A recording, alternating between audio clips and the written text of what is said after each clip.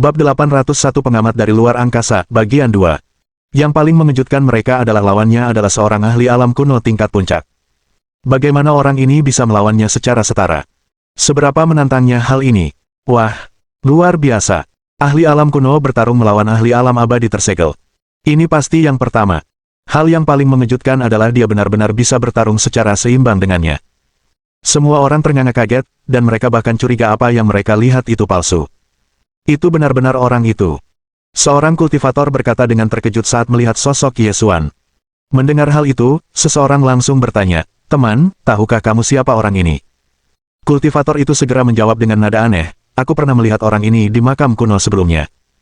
Namanya Yesuan, dan dia dari Sekte Dewa Gurun Agung di benua timur."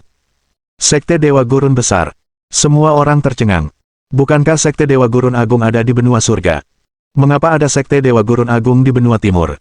Saat itu, orang-orang dari benua lain sedang membicarakan hal ini. Banyak orang yang bingung. Mereka tidak mengerti mengapa orang ini begitu kuat. Kultivator itu kemudian melanjutkan, "Saya tidak tahu detail lebih lanjut, karena saya hanya mendengar tentang apa yang terjadi di dalam makam kuno itu dari orang lain. Orang itu memberitahu saya bahwa ada seorang ahli alam tertinggi yang sangat kuat dari benua timur yang menantang para ahli dari berbagai benua dan akhirnya memperoleh harta surgawi abadi. Bahkan Sein dari Sekte Angin Surgawi, Oh Yunhai, menderita kerugian besar di tangannya." Mendengar ini, semua orang ternganga, mengingat nama Yesuan. Mengingat betapa hebatnya pencapaian orang ini, jika ia berhasil selamat dari pertempuran ini, masa depan dan potensinya tak terbatas. Di benua timur, setelah Meng Yu mulai menggunakan pedangnya, suasananya telah mencapai klimaksnya. Yesuan dapat dengan jelas merasakan pedang dewa miliknya bergetar sedikit, bagaikan seorang pemburu yang melihat mangsanya. Pedang dewa di tangan Yesuan memiliki prestasi pertempuran yang luar biasa, dan telah menghancurkan banyak pedang tak tertandingi di masa lalu. Sayangnya, ia telah rusak selama perang kuno, yang memudarkan kecemerlangan aslinya. Kini setelah bertemu senjata setingkat itu, pedang dewa tampak sangat gembira. Bahkan ujung pedangnya sedikit bergetar, dan mulai melepaskan kekuatan yang luar biasa. Setelah merasakan aura pedang kuat yang dilepaskan oleh Meng Yu, Yesuan mengangkat tangan kanannya, dan cahaya merah bersinar dari dahinya. Tiba-tiba, aura pedang yang mengerikan meletus dari pedang dewa. Hati semua orang bergetar. Aura pedang ini jauh lebih mengerikan daripada apapun yang pernah mereka rasakan sebelumnya. Apa nama gerakan ini? Saat Yesuan mengacungkan pedang dewa, gelombang kesedihan seakan menyapu seluruh negeri. Bahkan emosi Meng Yu pun terganggu, membuatnya merasa sedikit linglung. Sejak lahir, ia hanya merasakan kesedihan seperti itu ketika Taois Yi Feng menghunus pedang dan menikamnya. Namun, gerakan pedang Yesuan membuatnya merasakannya kembali. Mengapa gerakan ini begitu aneh? Yesuan menundukkan kepalanya dan merenung sejenak sebelum menjawab, "Jurus ini disebut layu dan berkembang. Ketika aku sedang berkonsentrasi pada kultivasi dalam pengasingan untuk memahami ilmu pedang, aku tiba-tiba terinspirasi, dan lahirlah jurus pedang ini." Setelah mendengar ini, tubuh Meng Yu gemetar dan dia linglung. Layu dan berkembang. Mendengar nama ini saja membuatnya merasa seperti baru bangun dari mimpi. Dari sini, terlihat betapa dalamnya ilmu pedang Dao yang terkandung dalam jurus ini.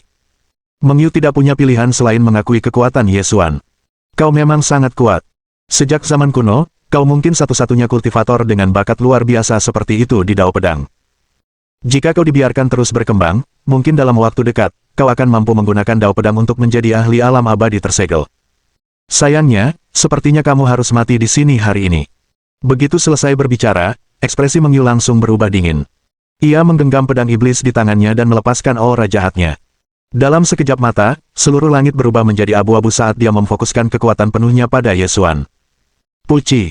Di bawah pengaruh aura yang terkonsentrasi ini, Yesuan langsung muntah darah. Bagaimanapun, mereka memang dipisahkan oleh ranah kultivasi yang sangat besar. Namun, ini tidak cukup untuk mengalahkannya. Ia meminum pil tanpa ragu dan langsung pulih. Pada saat ini, tatapan Yesuan juga berubah menjadi sangat dingin. Dia tahu betul seberapa besar kekuatan yang bisa dia kerahkan. Iblis agung di depannya bagaikan puncak gunung, berdiri di hadapan Yesuan. Apakah kemampuannya mampu membelah gunung ini atau tidak akan bergantung pada jurus pedang selanjutnya? Iblis agung Meng Yu, lihatlah betapa hebatnya teknikku. Begitu dia selesai berbicara, sosok Yesuan langsung menghilang. Ketika dia muncul kembali, dia sudah berada 10.000 meter di langit. Jurus ini, Wither and Flourish, merupakan jurus pedang yang diciptakan Yesuan saat ia sedang menyendiri dengan memadukan wawasan Dao pedang dengan teknik pedang flora. Seluruh dunia berubah hitam dan putih saat itu. Di dunia yang monoton ini, sekuntum bunga merah yang mempesona tiba-tiba muncul, tampak sangat aneh dan menakutkan. Beberapa saat kemudian, seluruh dunia bergetar hebat, tetapi bunga merah itu masih melayang dengan tenang di langit. Melihat pemandangan yang begitu mengejutkan, wajah semua orang memucat. Mereka tak tahu harus berkata apa untuk menggambarkannya. Bab 802 saling menghancurkan. Bunga merah itu langsung melepaskan gumpalan cahaya, menyelimuti seluruh benua timur. Pada saat ini, Meng Yu tiba-tiba merasakan kesedihan yang kuat muncul dari dalam hatinya. Tidak bisa. Sambil bergumam pada dirinya sendiri, Meng Yu bahkan menamparkan dirinya sendiri 2 kali untuk menyadarkan dirinya. Akan tetapi, saat dia tersadar, Ye Xuan sudah ada di depannya, dengan pedang dewa di tangan. Jurus pedang ini bisa dibilang serangan terkuat Ye Xuan. Pedang dewa melesat melintasi langit, merobek ruang. Melihat ini, raut wajah Meng Yu berubah dingin. Ia langsung berteriak, "Enyahlah." Di saat-saat terakhir, dia mengangkat pedang di tangannya dan melepaskan kekuatan penuh seorang ahli alam abadi yang tersegel, menghantam serangan Ye Xuan, dan melepaskan cahaya menyilaukan yang membutakan semua orang. Ketika cahaya menghilang, semua orang melihat Ye Xuan jatuh dari langit dan merasa putus asa. Pada akhirnya, kita tetap kalah. Ao Lei berkata dengan wajah pucat. Awalnya, Ye Xuan setara dengan Meng Yu. Namun, setelah dia mengeluarkan pedang iblis ini, keseimbangan bergeser ke arah Meng Yu. Meskipun jubah pelangi Ye Xuan juga sangat kuat, perbedaan tingkat kultivasi di alam utama tidak mudah untuk ditutupi. Pedang iblis Meng Yu menusuk dada Ye Xuan, dan suasana pun menjadi sunyi. Bahkan di seberang penghalang, kelompok ahli yang menonton tetap diam pada saat yang sama. Setelah sekian lama, akhirnya seseorang berbicara. Bagaimana mungkin seekor semut bisa menjatuhkan seekor gajah? Dia benar-benar melebih-lebihkan dirinya sendiri. Dengan kekuatan seorang ahli alam kuno, tidak ada peluang untuk menang. Seorang pria tua berambut putih mendesah dan berbalik untuk pergi. Namun, pada saat ini, orang lain berbicara. Kau sebut ini melebih-lebihkan dirinya sendiri. Apa kau tidak menghormatinya? Semua orang tahu bahwa para ahli alam abadi yang tersegel adalah eksistensi yang tidak boleh diprovokasi oleh para ahli alam kuno. Namun, dia masih berani melawannya demi benua timur. Bukankah seharusnya kau menunjukkan rasa hormat padanya? Orang-orang mulai berdebat satu sama lain. Setelah pertempuran ini, mungkin benua timur juga akan hancur. Ketika mereka melihat sosok Ye Xuan jatuh ke tanah, semua orang merasa bahwa iblis besar telah menang. Namun, pada saat itu, sebuah suara terdengar, yang langsung memecah kesunyian. Puci. Pada saat ini, Meng Yu juga memuntahkan seteguk darah. Kemudian, tubuhnya pun jatuh dari langit. Adegan ini membuat semua orang tercengang. Apa sebenarnya yang terjadi? Apakah akan terjadi kejadian yang mengejutkan? Ekspresi orang-orang di Gunung Langit berubah drastis. Mereka menatap langit seperti anak kecil dan melihat setetes darah perlahan jatuh dari bunga merah yang mempesona. Dalam sekejap mata, setetes darah ini berubah menjadi sinar pedang yang sangat kuat yang langsung menembus tubuh Meng Yu. Bahkan Meng Yu sendiri tidak menyangka bahwa bunga merah ini mengandung kartu truf yang begitu kuat. Setelah berteriak, Zhuge Yuiwei mencoba berlari ke arah gurunya untuk membangunkannya. Yuelun juga menangis, tetapi ia memeluk Zhuge Yuiwei erat-erat dan tidak membiarkannya pergi.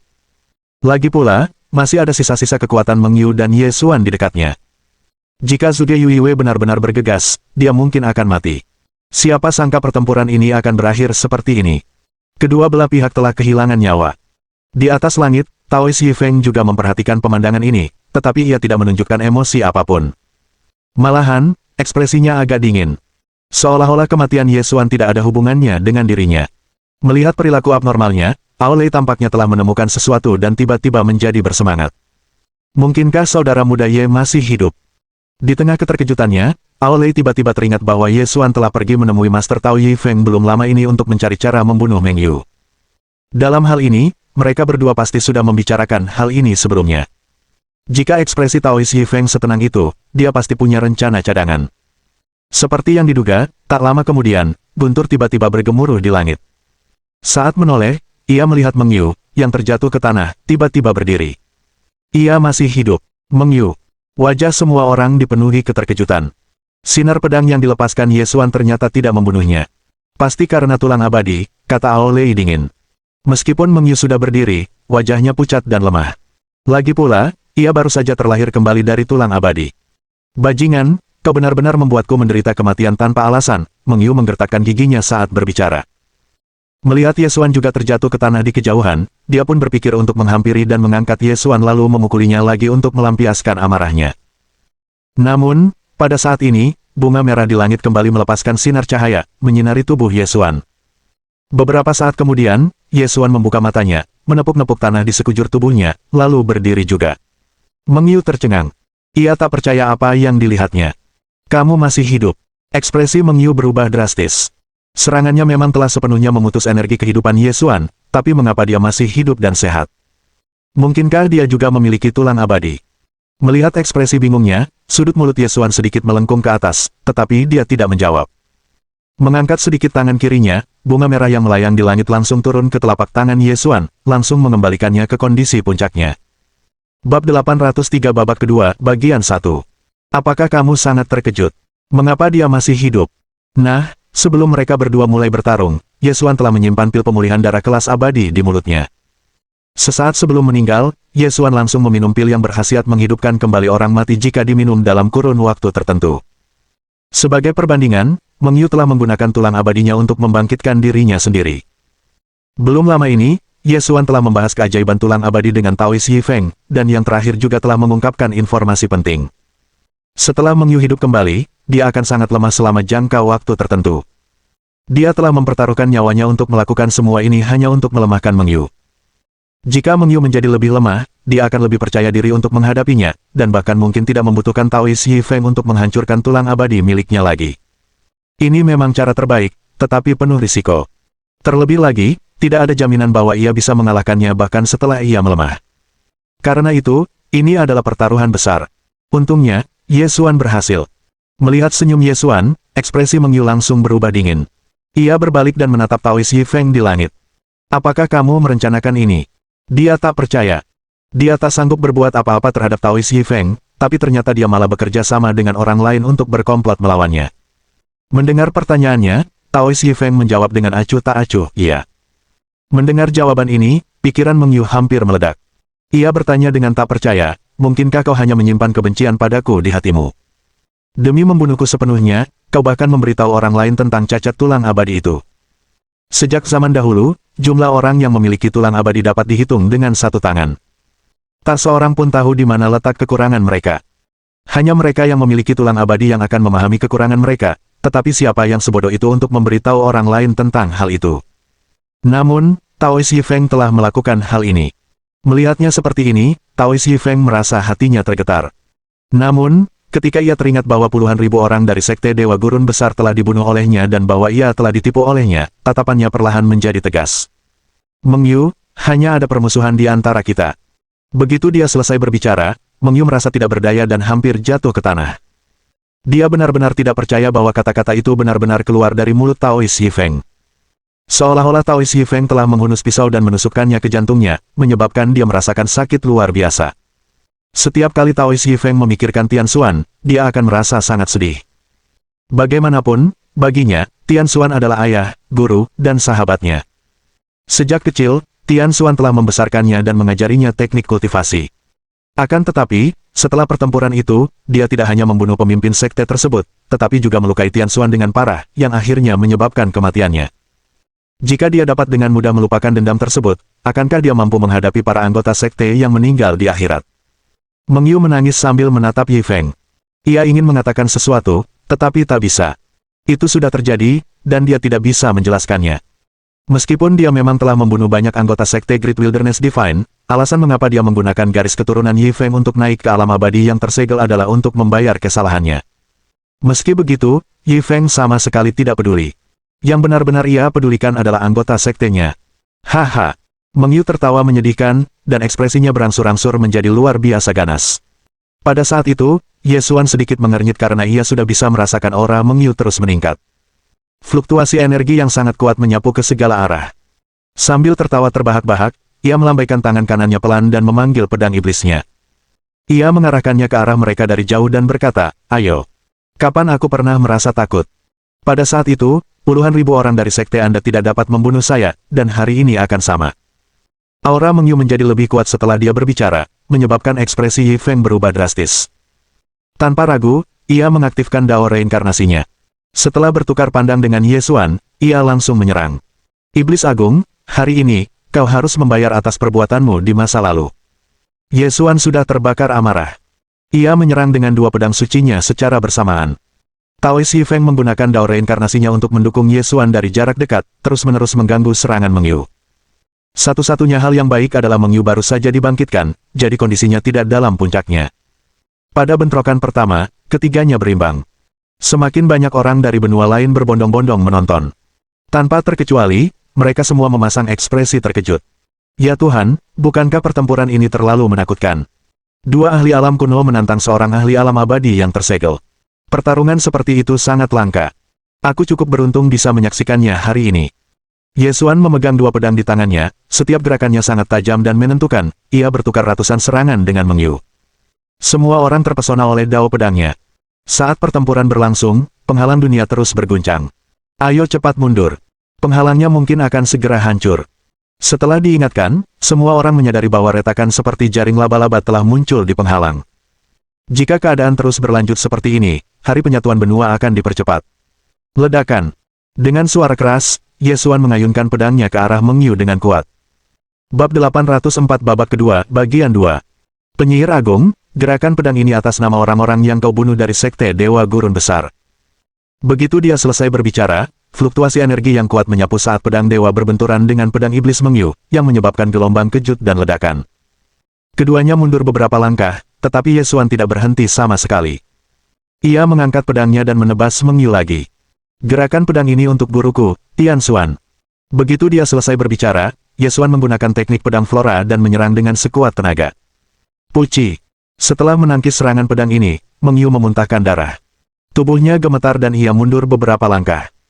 Ye Xuan mengejarnya dan menggunakan teknik petir tak berujung, menyebabkan awan gelap berkumpul, dan guntur bergemuruh di langit.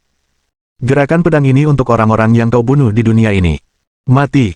Setelah mengatakan ini dengan dingin, Ye Xuan langsung terbang 10.000 meter ke langit.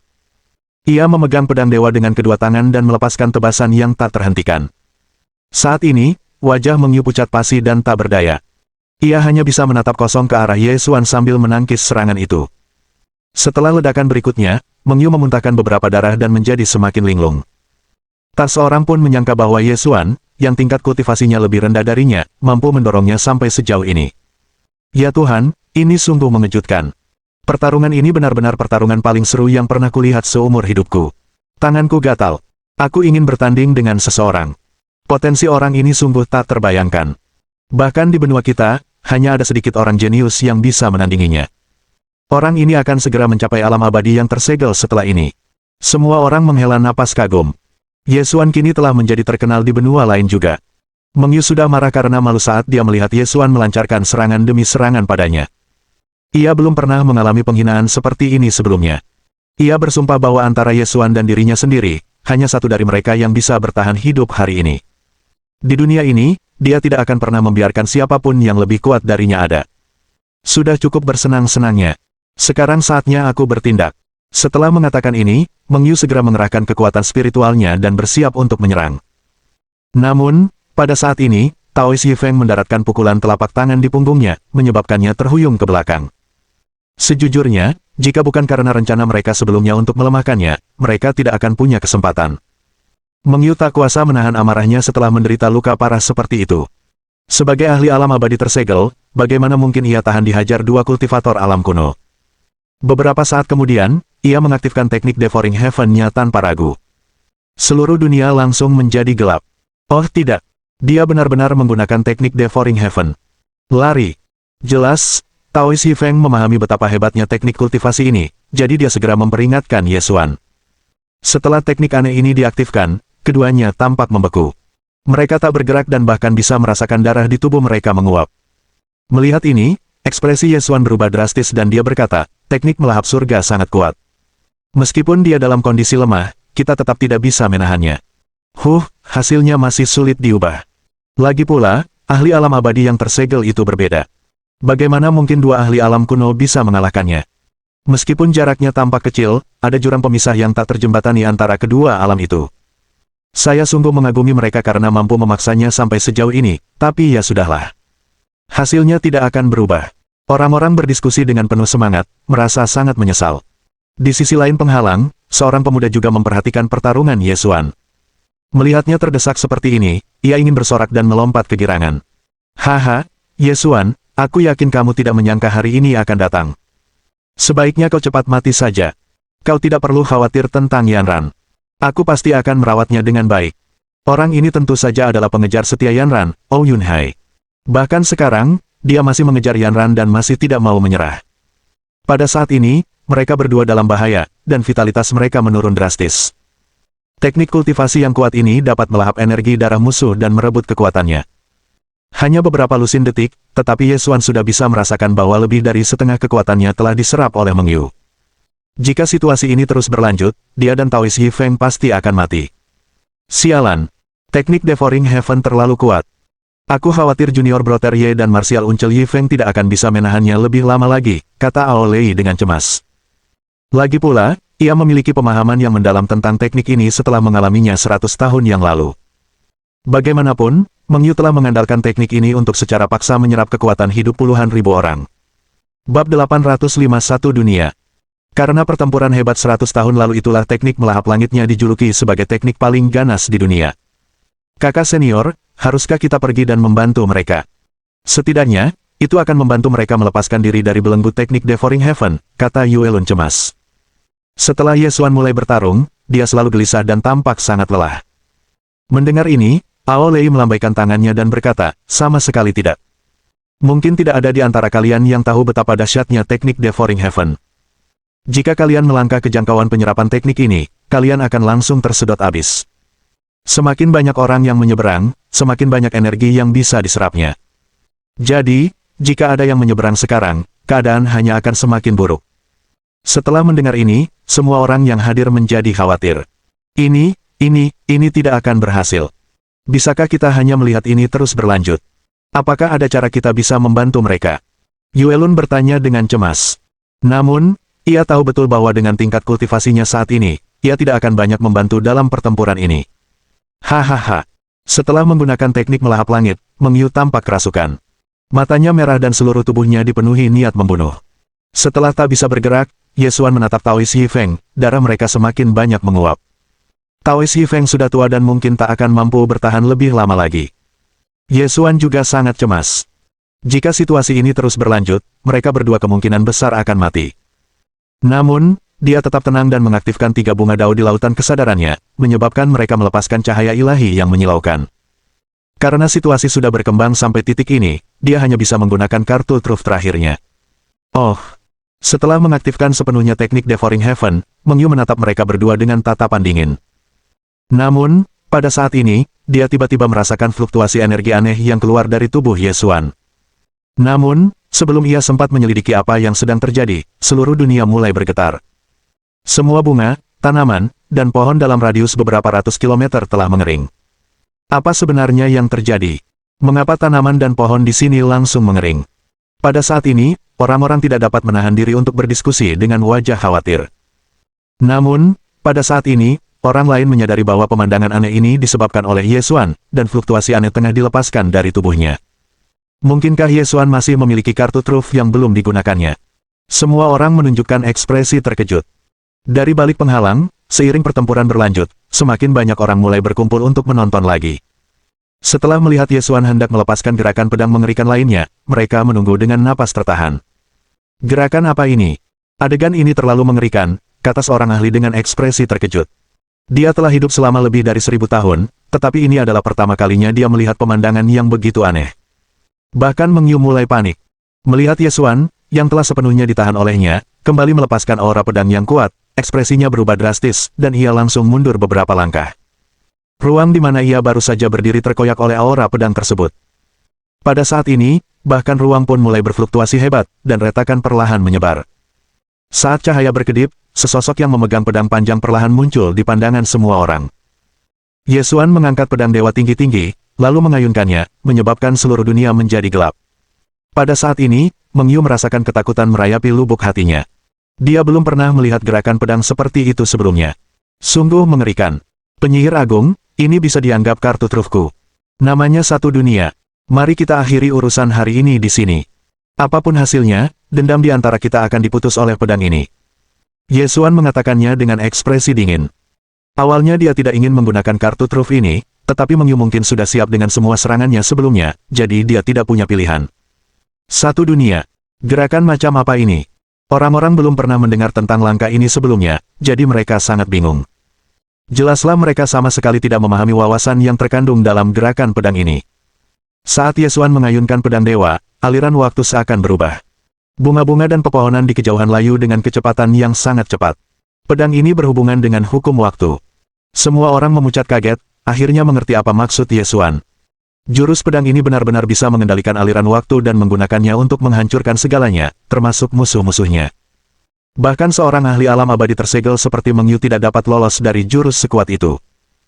Perbedaan antara jurus ini dan teknik pedang pembelah langit adalah jurus ini tidak hanya dapat mengabaikan ruang, tetapi juga waktu. Dewa manapun akan tampak pucat jika dibandingkan dengan jurus ini. Baru beberapa saat, rambut Meng Yu sudah mulai memutih. Ia tampak gelisah. Kau ingin menggunakan cara ini untuk membunuhku. Mendengar ini, Yesuan tersenyum dingin dan menjawab, ada apa? Aku tidak bisa. Iblis Agung, kau memang sangat kuat, dan juga merupakan eksistensi yang tak bisa kukalahkan. Namun, bukan berarti aku tak bisa membunuhmu. Mendengar ini, hati Meng Yu mulai membeku. Ia merasa ia benar-benar akan menderita kali ini. Bab 806 Pilihan Daois Yi Feng. Berdasarkan situasi saat ini, Meng Yu yakin bahwa Yesuan memiliki kemampuan untuk membunuhnya. Meskipun dia memiliki tulang abadi, kekuatannya pun bisa terkuras habis. Terlebih lagi, sepertinya tidak ada cara untuk menghalangi gerakan Yesuan. Bahkan teknik Devouring Heaven-nya pun tak berdaya melawan gerakan ini. Namun, dia tidak percaya Yesuan akan membunuhnya dengan cara seperti itu. Saat menggunakan jurus ini, kau dan aku akan berada dalam aliran waktu yang sama. Sekalipun kau bisa membunuhku, kau juga tak akan bisa lolos dari nasib yang sama. Mungkinkah kau ingin mengorbankan dirimu sendiri demi nyawaku? Tidak bisakah? Yesuan tertawa terbahak-bahak. Setelah mendengar kata-kata itu, hati Meng Yu terus bergetar. Dia benar-benar gila. Dia benar-benar mempertaruhkan nyawanya demi gadis itu. Sialan, kamu gila. Meng Yu mengutuk. Keinginan terbesarnya belum terwujud, jadi bagaimana mungkin dia mati sekarang?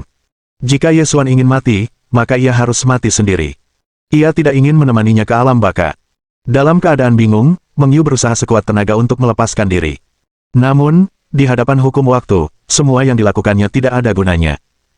Meskipun dia hanya terhenti oleh sebuah penghalang tipis, penghalang inilah yang membuatnya mustahil untuk melarikan diri. Merasa kekuatan hidupnya menghilang dengan sangat cepat, Meng Yu menjadi semakin bingung. Pergilah ke neraka. Setelah menyadari bahwa ia tak bisa lepas, Meng Yu pun mengambil keputusan. Setidaknya, ia harus menyeret Yesuan bersamanya sebelum ia mati. Terlebih lagi, hanya dengan membunuh Yesuan dia bisa lolos dari belenggu hukum waktu di ruang ini. Dalam sekejap mata, Meng Yu meraih pedang iblisnya dan mencoba menusuk Yesuan. Namun, pada saat ini, Yesuan, yang tadinya tertutup, tiba-tiba membuka matanya. Dua sinar pedang melesat ke arah Meng Yu dengan momentum yang luar biasa. Selanjutnya, Yesuan diam-diam mengerahkan kekuatannya dan mengayunkan pedangnya, memaksa pedang iblis Meng Yu mundur. Setelah itu, ia melesat maju dan menusukkan pedangnya ke tubuh Meng Yu. Kekuatan hidup Yesuan menghilang pada saat ini. Meng Yu berteriak histeris. Tindakan Yesuan barusan juga telah memutus seluruh kekuatan hidupnya. Yang lebih penting lagi, benda itu benar-benar telah memutuskan tulang abadi miliknya. Itu kamu. Meng Yu menatap Yi Feng. Ia tak percaya Yi Feng akan memberitahu Yesuan tentang hal ini. Namun, hanya Yi Feng yang tahu di mana tulang abadinya disembunyikan. Tempat di mana tulang-tulang abadi disembunyikan di dalam tubuhnya dapat terus berubah, jadi meskipun indera spiritual Yesuan mengerikan, dia tidak dapat mendeteksinya. Akan tetapi, jurus pedang yang baru saja dilancarkan Yesuan masih tepat mengenai tulang abadi miliknya. Alasannya adalah ketika Yesuan melepaskan jurus pedang tersebut, Taois Yi Feng juga telah mengaktifkan kekuatannya, menyebabkan tulang-tulang abadi di tubuh Meng Yu terungkap. Hal ini memungkinkan Yesuan untuk menyerang target yang diinginkannya dengan akurat. Pada saat ini, seluruh dunia kembali bersinar terang. Semua orang mendongak bersamaan dan melihat dua orang lagi jatuh dari langit. Mungkinkah hasilnya akan sama lagi? Pemandangan ini sama sekali tidak asing bagi mereka, tetapi juga berbeda. Lagi pula, mereka sama sekali tidak bisa merasakan aura Yesuan. Jelas sekali mereka berdua benar-benar sudah mati saat ini. Pada saat ini, Zhuge Yuiwei menangis dalam diam, hampir tak dapat menahan tangisannya. Dia benar-benar menyadari bahwa gurunya mungkin tidak akan pernah muncul di sisinya lagi. Mulai sekarang, dia harus mengemban tanggung jawab puncak awan langit dan mengurus kedua adik perempuannya. Pada saat ini, Zhuge Yuiwei merasa seolah-olah dia telah kehilangan seluruh kekuatannya, dan dia terjatuh lemas ke tanah. Kakak pertama. Setelah melihat Zhuge Yuiwei yang tak berdaya, Feng Xiyun pun menangis dan memeluk Zhuge Yuiwei erat-erat. Setelah pertempuran hari ini, pilar penyangga puncak Yun Kong pun lenyap. Mereka berdua sangat sedih. Untungnya, Xian Yun masih pingsan dan tidak tahu bahwa gurunya telah meninggal. Kalau tidak, dia pasti akan mengamuk lagi. Pada saat ini, Taois Yifeng perlahan-lahan tersadar dan bergumam pada dirinya sendiri, apakah semuanya sudah beres? Melihat dua orang jatuh dari langit, Taois Yifeng tidak dapat bertahan lagi dan langsung turun ke tanah. Kebencian yang telah berlangsung selama lebih dari 100 tahun akhirnya terselesaikan pada saat ini. Setelah sekian lama, Yifeng akhirnya berdiri dan berjalan ke sisi Meng Yu. Setelah melihat tubuhnya menjadi dingin, hatinya dipenuhi dengan emosi yang tak terlukiskan. Pemandangan ini terasa familiar, hampir seperti saat itu. Namun, kali ini, Yifeng tidak menahan diri. Ia mengerahkan seluruh kekuatan spiritualnya dan menepuk dadanya. Puci! Yifeng langsung memuntahkan darah, menyebabkan semua orang menjadi pucat karena ketakutan. Melihat ini, ekspresi Aolei berubah drastis saat dia menyerang Taois Yifeng. Aura Yifeng meledak, langsung memaksanya mundur. Jangan mendekatiku, kata Yifeng dengan sedih. Ia tak ingin mengalami hari-hari seperti itu lagi. Selama bertahun-tahun, ia hidup dalam mimpi buruk setiap hari. Mulai hari ini, ia dapat dianggap telah menebus dosanya dan dapat bersatu kembali dengan mantan saudara-saudaranya. Beberapa saat kemudian, Yifeng mengeluarkan sebuah buku panduan. Buku itu berisi semua wawasan yang ia peroleh selama bertahun-tahun tentang Dao reinkarnasi. Ia dengan santai melemparkannya kepada Aolei. Simpanlah buku panduan ini. Setelah kau benar-benar memahami Dao reinkarnasi, pergilah ke wilayah Gurun dan kirimkan murid-murid Sekte Dewa Gurun Agung yang meninggal di sana untuk bereinkarnasi. Begitu selesai berbicara, Yifeng tanpa ragu menggali tulang abadinya sendiri. Kemudian, ia menggali tulang abadi dari tubuh Meng Yu dan langsung menghancurkannya. Fluktuasi energi yang dahsyat menyapu. Semua orang dari Sekte Dewa Gurun Agung berteriak-teriak histeris. Mereka tidak ingin melihat kejadian seperti itu terjadi. Mereka tidak pernah menyangka bahwa Yifeng akan menghancurkan kedua tulang abadi pada saat yang sama untuk mencegah Meng Yu bangkit kembali. Bab 807 Hidup atau Mati. Mulai sekarang, tulang-tulang abadi itu tidak lagi ada di benua timur. Tulang-tulang itu hanya akan muncul dalam catatan sejarah. Kemudian Taois Yifeng jatuh ke tanah. Dia memeluk tubuh halus itu dalam pelukannya dan tertidur lelap. Semua dendam di antara mereka berdua berakhir dengan kematian mereka. Dalam pertempuran ini, dua ahli alam kuno tingkat puncak telah gugur untuk membunuh seorang ahli alam abadi tersegel yang perkasa. Meskipun Sekte Great Wilderness Divine telah menang, harga yang harus mereka bayar terlalu besar. Tepat ketika semua orang dipenuhi duka dan amarah, langit tiba-tiba memancarkan cahaya yang menyilaukan. Beberapa saat kemudian, 3 bunga dao muncul dan melayang dengan tenang di langit. Apa sebenarnya yang terjadi? Semua orang bingung. Aura ini terlalu menakutkan. Apakah ada ahli lain yang datang ke sini? Kerumunan mulai panik. Setelah mengalami pertempuran hebat ini, 2 ahli alam kuno dari Sekte Dewa Gurun Agung telah gugur. Jika musuh setingkat itu muncul lagi, bagaimana mereka harus menghadapinya? Di tengah teriakan panik, ketiga bunga dao kembali memancarkan cahaya yang kuat. Ketika cahaya itu menghilang, sesosok perlahan mengembun di langit. Orang ini sudah tidak asing lagi bagi mereka, dan Zhuge Yuiwei langsung berteriak kegirangan. Meskipun air mata masih menetes dari matanya, kini air mata itu adalah air mata kegembiraan. Gurunya masih hidup dan sehat. Ia tidak meninggalkan mereka. Apakah dia masih bisa hidup kembali seperti ini? Gao Sun, yang awalnya masih menangis, langsung menghentikan kegiatannya dengan tak percaya. Meskipun ia senang, ia juga merasa tertipu. Lalu, bagaimana dia menciptakan mukjizat ini? Setelah mengalami 2 krisis hidup dan mati, ia masih hidup dan sehat. Mungkinkah Ye Xuan juga memiliki tulang abadi? Hebat, ya. Paman bela diri kita masih hidup. Kita menang. Sekte Dewa Gurun Agung menang. Ketika mereka melihat Ye Xuan muncul kembali, semua pengikut sekte di Gunung Langit bersorak dan berteriak. Sebagai pengikut Sekte Great Wilderness Divine, mereka semua merasakan rasa hormat. Di tengah bencana yang menghancurkan dunia ini, peluang untuk bertahan hidup sangatlah tipis. Namun, Sekte Great Wilderness Divine dengan berani bangkit dan bertahan, memungkinkan orang-orang untuk bertahan hidup. Saat ini, Ye Xuan masih melayang di langit, mengacungkan 2 pedang sucinya. Kekuatan di tubuhnya hampir tak terkendali, jadi Ye Xuan harus mengerahkan seluruh kekuatannya untuk menahan diri agar tidak menerobos. Kekuatannya yang luar biasa menyebabkan ruang berfluktuasi. Ini, apa yang sedang dilakukan adik muda Ye? Melihat situasi ini, semua orang bingung. Mereka sama sekali tidak tahu apa yang sedang terjadi, dan semua takut sesuatu akan terjadi lagi. Ye Xuan masih berdiri tegak di langit, 3 bunga daunnya melayang di atas kepalanya, melepaskan semburan cahaya yang menyilaukan. Pada saat ini, Yesuan hanya bisa melepaskan kekuatan spiritual yang dahsyat di tubuhnya, menyuntikkannya ke dalam tanah untuk memulihkan bunga-bunga dan pepohonan yang sebelumnya layu. Mungkinkah saudara muda Ye akan segera menerobos? Ao Lei tiba-tiba berkata demikian, wajahnya penuh keterkejutan. Ini, dia akan mencapai alam abadi yang tersegel. Gao Sun juga merasakan ada yang tidak beres saat ini. Mulutnya ternganga karena terkejut, dan gelombang keterkejutan mengalir deras di hatinya. Jika Yesuan berhasil menerobos, dia akan mampu membuang tubuh fananya dan menjadi seorang abadi sejati, seorang abadi yang diakui oleh hukum dunia. Siapa yang menyangka bahwa Yesuan akan memperoleh keuntungan sebesar itu dari pertempuran tersebut, sampai-sampai ia akan segera membuat terobosan. Semua orang terkejut. Berapa umur Yesuan? Di usia semuda itu, dia benar-benar akan menerobos ke alam abadi yang tersegel. Pada saat ini, geraman terdengar saat Yesuan mengayunkan pedang dewa ke langit, menghancurkan ruang. Ya Tuhan, apakah dia mencoba membuktikan dan menyempurnakan dao pedangnya sekarang? Di dalam domain surgawi, ekspresi semua orang berubah drastis. Tak satu pun dari mereka bisa mempercayai apa yang mereka lihat. Tubuh Yesuan bergetar dan langsung melepaskan aura agung dan benar, menyebabkan semua orang tercengang sekali lagi. Kekuatan ini, kekuatan jasa. Mungkinkah Yesuan ingin membuktikan dan menyempurnakan dua dao? Ya ampun, apa dia kurang waras? Dia benar-benar gila. Sekalipun harus mempertaruhkan nyawanya, nggak perlu kayak gini, kan? Mereka yang menyaksikan dari balik penghalang dunia dan telah mencapai puncak alam kuno tahu betapa sulitnya tugas membuktikan dan menyempurnakan dao seseorang, namun orang gila ini mencoba melakukannya dengan dua dao. Mereka semua sangat terkejut. Bukankah dia menggigit lebih dari apa yang dapat dikunyahnya? Aku benar-benar tidak tahu harus menyebutnya pintar atau bodoh. Mencoba menerobos ke alam abadi yang tersegel dengan dua dao hanyalah mimpi yang sia-sia.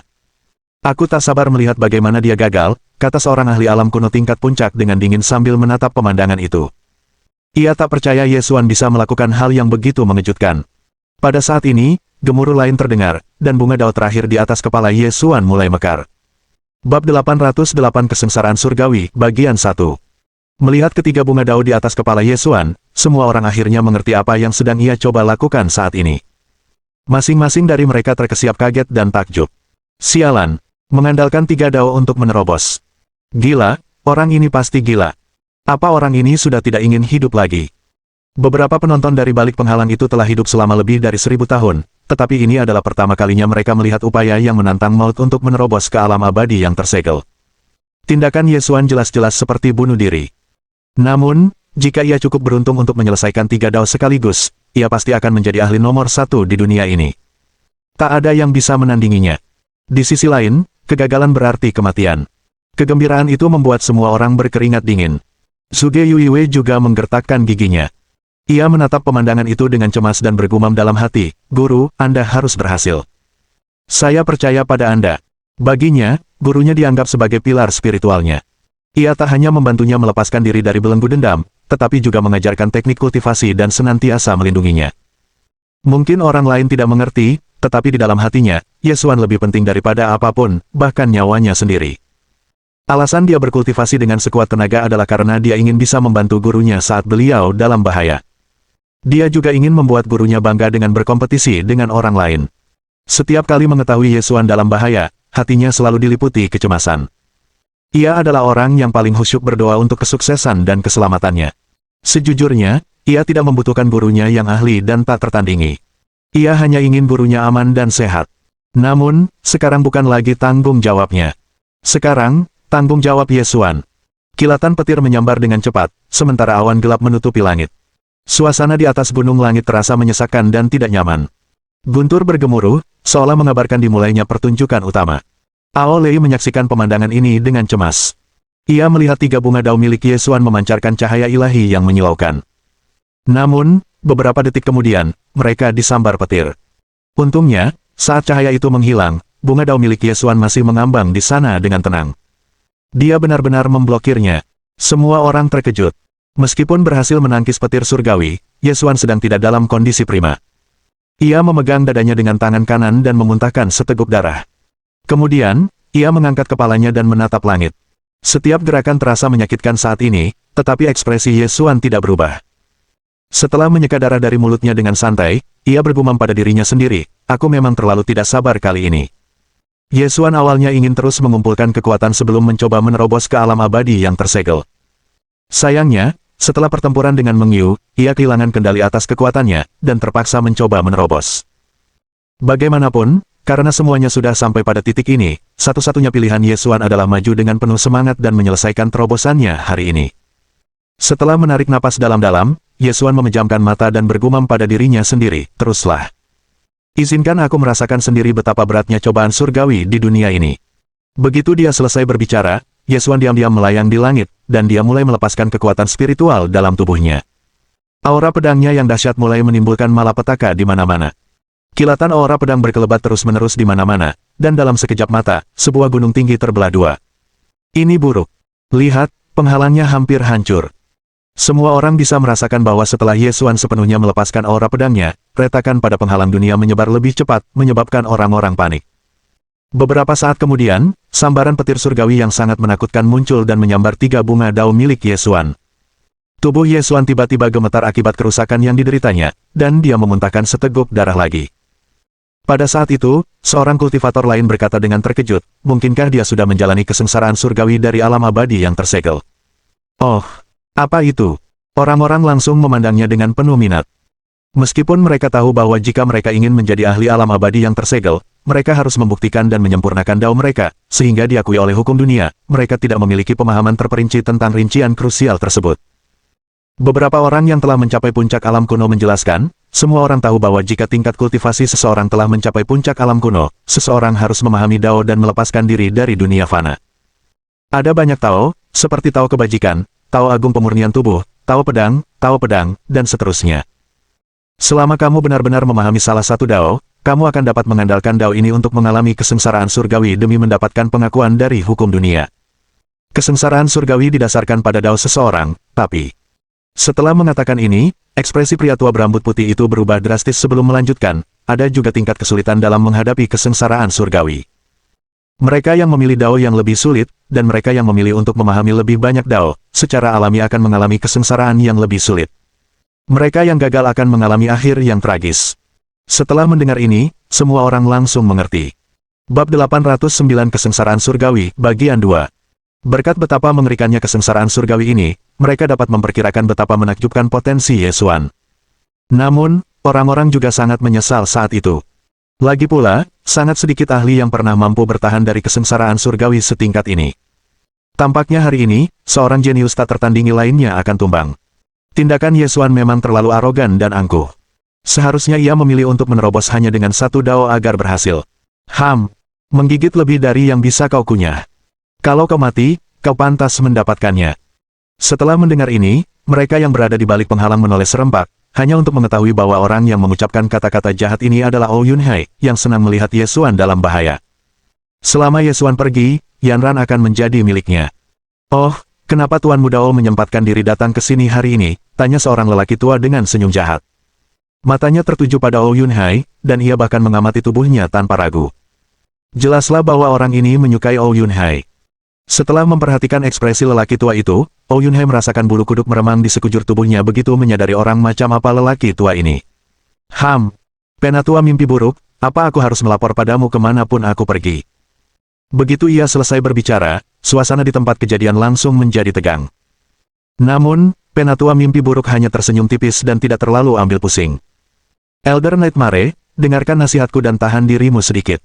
Jangan ungkapkan pikiran menjijikkanmu di depan umum dan membuatku marah. Oh Yunhai menggertakkan giginya saat mengucapkan kata-kata itu. Kemudian, ia melambaikan lengan bajunya dengan marah dan berbalik untuk pergi. Meskipun dia tampak sangat berani, dia masih sedikit takut. Haha. Penatua mimpi buruk tertawa jahat saat melihat Oh Yunhai pergi, dan bahkan menjilat bibirnya. Dia benar-benar mesum. Pemuda itu lumayan juga. Karakternya juga cukup berapi-api, cocok dengan seleraku. Begitu ia selesai berbicara, semua pemuda di dekatnya langsung gemetar dan berkeringat dingin. Mereka semua ingin pergi sekarang juga. Banyak orang di benua surga mengenal lelaki tua ini, yang sangat mirip dengan lelaki tua beralis putih di masa lalu. Mereka berdua mengembangkan teknik kultivasi yang sangat jahat. Akan tetapi, lelaki tua beralis putih itu hanya menyukai wanita, sedangkan penatua mimpi buruk lebih menyukai pria. Seseorang seperti Oh Yunhai sangat cocok dengan seleranya. Banyak pemuda gemetar ketakutan saat melihatnya, dan tak kuasa menahan diri untuk menegangkan kaki. Siapa yang sanggup menahannya? Ledakan. Pada saat itu, sebuah ledakan keras terjadi dan mengalihkan perhatian semua orang. Ini, apa yang terjadi? Setelah mengamati lebih dekat, orang banyak itu akhirnya menyadari bahwa situasi di pihak Yesuan telah berubah, dan sambaran petir surgawi yang tak terhitung jumlahnya berjatuhan. Ya Tuhan! Dengan begitu banyak sambaran petir surgawi yang menyambarnya bersamaan, berapapun nyawa yang dimilikinya, itu tidak akan cukup. Semua orang tercengang. Pupil mata mereka tanpa sadar membesar saat menyaksikan banjir petir surgawi menyambar Yesuan. Dalam sekejap mata, Yesuan terkubur di dalam lautan petir surgawi. Pada saat ini, Yesuan tidak berani menahan diri sama sekali. Ia mengerahkan seluruh kekuatan spiritualnya untuk memperkuat pertahanannya. Kesengsaraan surgawi yang sedang ia alami adalah untuk dao pemurnian tubuhnya. Jika ia berhasil melewatinya, kesengsaraan surgawi lainnya untuk dao pedang dan dao kebajikan akan jauh lebih mudah. Kau ingin menjatuhkanku hanya dengan ini. Jangan coba-coba. Setelah meraung sekeras itu, rune ilahi emas yang pekat langsung menyelimuti dirinya. Semua orang ternganga kaget sekali lagi. Rune-rune suci itu berhasil menangkis petir surgawi. 3 bunga dao milik Yesuan kemudian memancarkan cahaya ilahi yang lebih menyilaukan, terus-menerus menyerap kekuatan yang terkandung dalam petir surgawi. Setelah beberapa saat, mereka kembali menjadi 3 kuncup bunga. Yesuan mengerahkan segenap tenaganya dan langsung duduk di bunga dao yang telah menyatu dengan dao pemurnian tubuhnya. Ya Tuhan, apakah dia benar-benar berhasil? Apakah dia selamat dari kesengsaraan surgawi yang begitu dahsyat? Pada saat ini, semua orang tercengang. Meskipun Yesuan tampak sangat menyedihkan sekarang, dan bahkan daging di tubuhnya hangus di banyak tempat, semua orang bisa melihat aura abadi samar yang terpancar dari tubuhnya. Hanya mereka yang telah berhasil melewati kesengsaraan surgawi yang akan memiliki aura seperti itu. Tak terbayangkan. Ini sungguh tak terbayangkan. Pada saat ini, seorang pakar alam kuno berseru tak percaya. Dia benar-benar gila. Pandangan dunia pakar ini telah berubah. Di usianya, ini pertama kalinya ia melihat hal seperti itu. Karena itu, ia hanya bisa menggambarkan rangkaian peristiwa ini sebagai kegilaan belaka. Mungkinkah zaman sekarang telah berubah dan tidak lagi cocok bagi lelaki tua seperti dia? Bab 810 Kesengsaraan Surgawi, Bagian 3. Tubuh Yesuan telah dibaptis oleh harta surgawi abadi. Selain itu, ia memiliki jubah pelangi dan energi takdir yang besar di dalam tubuhnya. Semua ini berarti bahwa dia jauh lebih kuat daripada rata-rata ahli alam kuno tingkat puncak, dan disitulah sumber kepercayaan dirinya berada. Saat ini, Yesuan telah melewati kesengsaraan surgawi untuk dao pemurnian tubuhnya. Hanya kesengsaraan surgawi untuk dao kebajikan dan dao pedangnya yang tersisa. Dengan bantuan bunga daunnya, Yesuan mati-matian mengerahkan kekuatannya dan menyalurkan aura pedangnya ke dalam tubuhnya. Yesuan ingin mengubah tubuhnya menjadi pedang. Ini adalah aspek terkuat dari dao pedang. Jika Yesuan benar-benar menyempurnakannya, kekuatannya akan mengalami perubahan yang luar biasa. Disertai suara gemuruh yang keras, sinar pedang yang pekat langsung melesat ke arahnya sambil memancarkan suara gemuruh yang besar. Oh tidak! Cepat mundur! Sinar pedang yang dilepaskan Yesuan justru menyebabkan penghalang itu retak lebih jauh. Melihat pemandangan ini, semua orang tercengang. Perlu diketahui bahwa hanya ahli alam abadi tersegel yang dapat menghancurkan penghalang dunia, namun ahli alam kuno tingkat puncak ini memiliki tingkat kekuatan yang sama. Seberapa mengerikankah hal ini? Pada saat ini, sebuah pertanyaan tiba-tiba terdengar di lautan kesadaran Yesuan. Apa itu pedang? Kalimat ini terus terngiang dalam benak Yesuan, menanti jawaban Yesuan. Setelah Yesuan berpikir sejenak, dia menjawab, apapun di dunia ini bisa menjadi pedang. Pedang mana yang paling kuat di hatimu? Mendengar ini, Yesuan merenung sejenak sebelum menjawab, pedang keadilan adalah pedang terkuat. Jalan di depan masih panjang, dan jalan seorang yang abadi tak berujung. Bahkan setitik debu terkecil pun menyimpan misteri yang tak berujung. Tangan ini tak memegang pedang, tetapi jika ada pedang di hatimu, segalanya bisa menjadi pedang dan mengiris setitik debu terkecil sekalipun. Ini adalah pedang terkuat. Benar sekali. Sebuah suara agung terdengar. Dalam sekejap, seberkas cahaya keemasan melesat ke tubuh Yesuan. Ia telah melewati kesengsaraan pedang dao. Di bawah pengaruh cahaya keemasan, dao pedangnya telah meningkat pesat. Tebasan pedangnya yang ringan dapat memotong segalanya. Saat dia merasakan ada kekuatan yang sangat mengerikan mengalir di tubuhnya, Yesuan sangat gembira. Begitu selesai berbicara, Yesuan langsung mengaktifkan kekuatannya dan menanamkan benih pedang dao ke dalam tubuhnya. Sejak saat itu, ia mampu mengubah tubuhnya menjadi pedang. Dengan mengangkat tangan dan mengangkat kaki, gemuruh besar kembali terdengar dari langit, dan kilat surgawi turun sekali lagi. Namun, Yesuan jauh lebih arogan kali ini. Sebelum petir surgawi turun, Yesuan meraung, "Nyahlah." Entah kenapa, seolah mendengarnya, kilat surgawi itu tampak ragu-ragu. Namun, Yesuan tidak berhenti di situ. Ia mengayunkan pedangnya dan memadatkan sinar pedang mengerikan yang menghancurkan kilat surgawi itu. Melihat pemandangan yang mengejutkan itu, rahang semua orang hampir ternganga. Astaga! Ini pertama kalinya aku melihat pemandangan sehebat ini sejak aku lahir. Dia bahkan bisa menghancurkan petir surgawi. Kilatan petir surgawi itu berasal dari hukum dunia. Bagaimana Ye Xuan melakukannya? Ini benar-benar di luar dugaan. Pada saat ini, Ye Xuan hanya harus melewati kesengsaraan surgawi Dao of Merit. Dia membuka tangannya dan mengalirkan kekuatan jasad ke dalam tubuhnya. Kekuatan jasad telah dianugerahkan kepadanya melalui pemurnian roh-roh pendendam. Ye Xuan tidak sengaja menekannya kali ini dan membiarkan kekuatan jasad tersebut dilepaskan sepenuhnya. Ledakan. Tubuh Ye Xuan bergetar dan gemetar saat kekuatan jasa yang mengerikan mendatangkan malapetaka di tubuhnya. Seluruh dunia bergetar hebat, dan semua orang menatap ke langit pada saat yang sama. Apakah dia berhasil? Peristiwa hari ini telah sepenuhnya menyegarkan pandangan dunia mereka. Para ahli alam kuno telah mengalahkan dan membunuh seorang ahli alam abadi yang tersegel, dan kini salah satu ahli alam kuno tersebut tengah menerobos ke alam abadi yang tersegel dengan cara yang paling tak masuk akal. Beberapa saat kemudian, dunia kembali mekar dengan warna-warni, dan kemudian tidak ada lagi gerakan yang terdengar. Pada saat ini, 3 bunga Dao Ye Xuan melayang dengan tenang di langit. Gelombang cahaya ilahi menyinari tubuh Ye Xuan, membuatnya tampak seperti dewa. Semua orang begitu terkejut hingga tak bisa berkata-kata. Setelah beberapa saat, seseorang berkata, "Ya Tuhan, dia benar-benar melakukannya.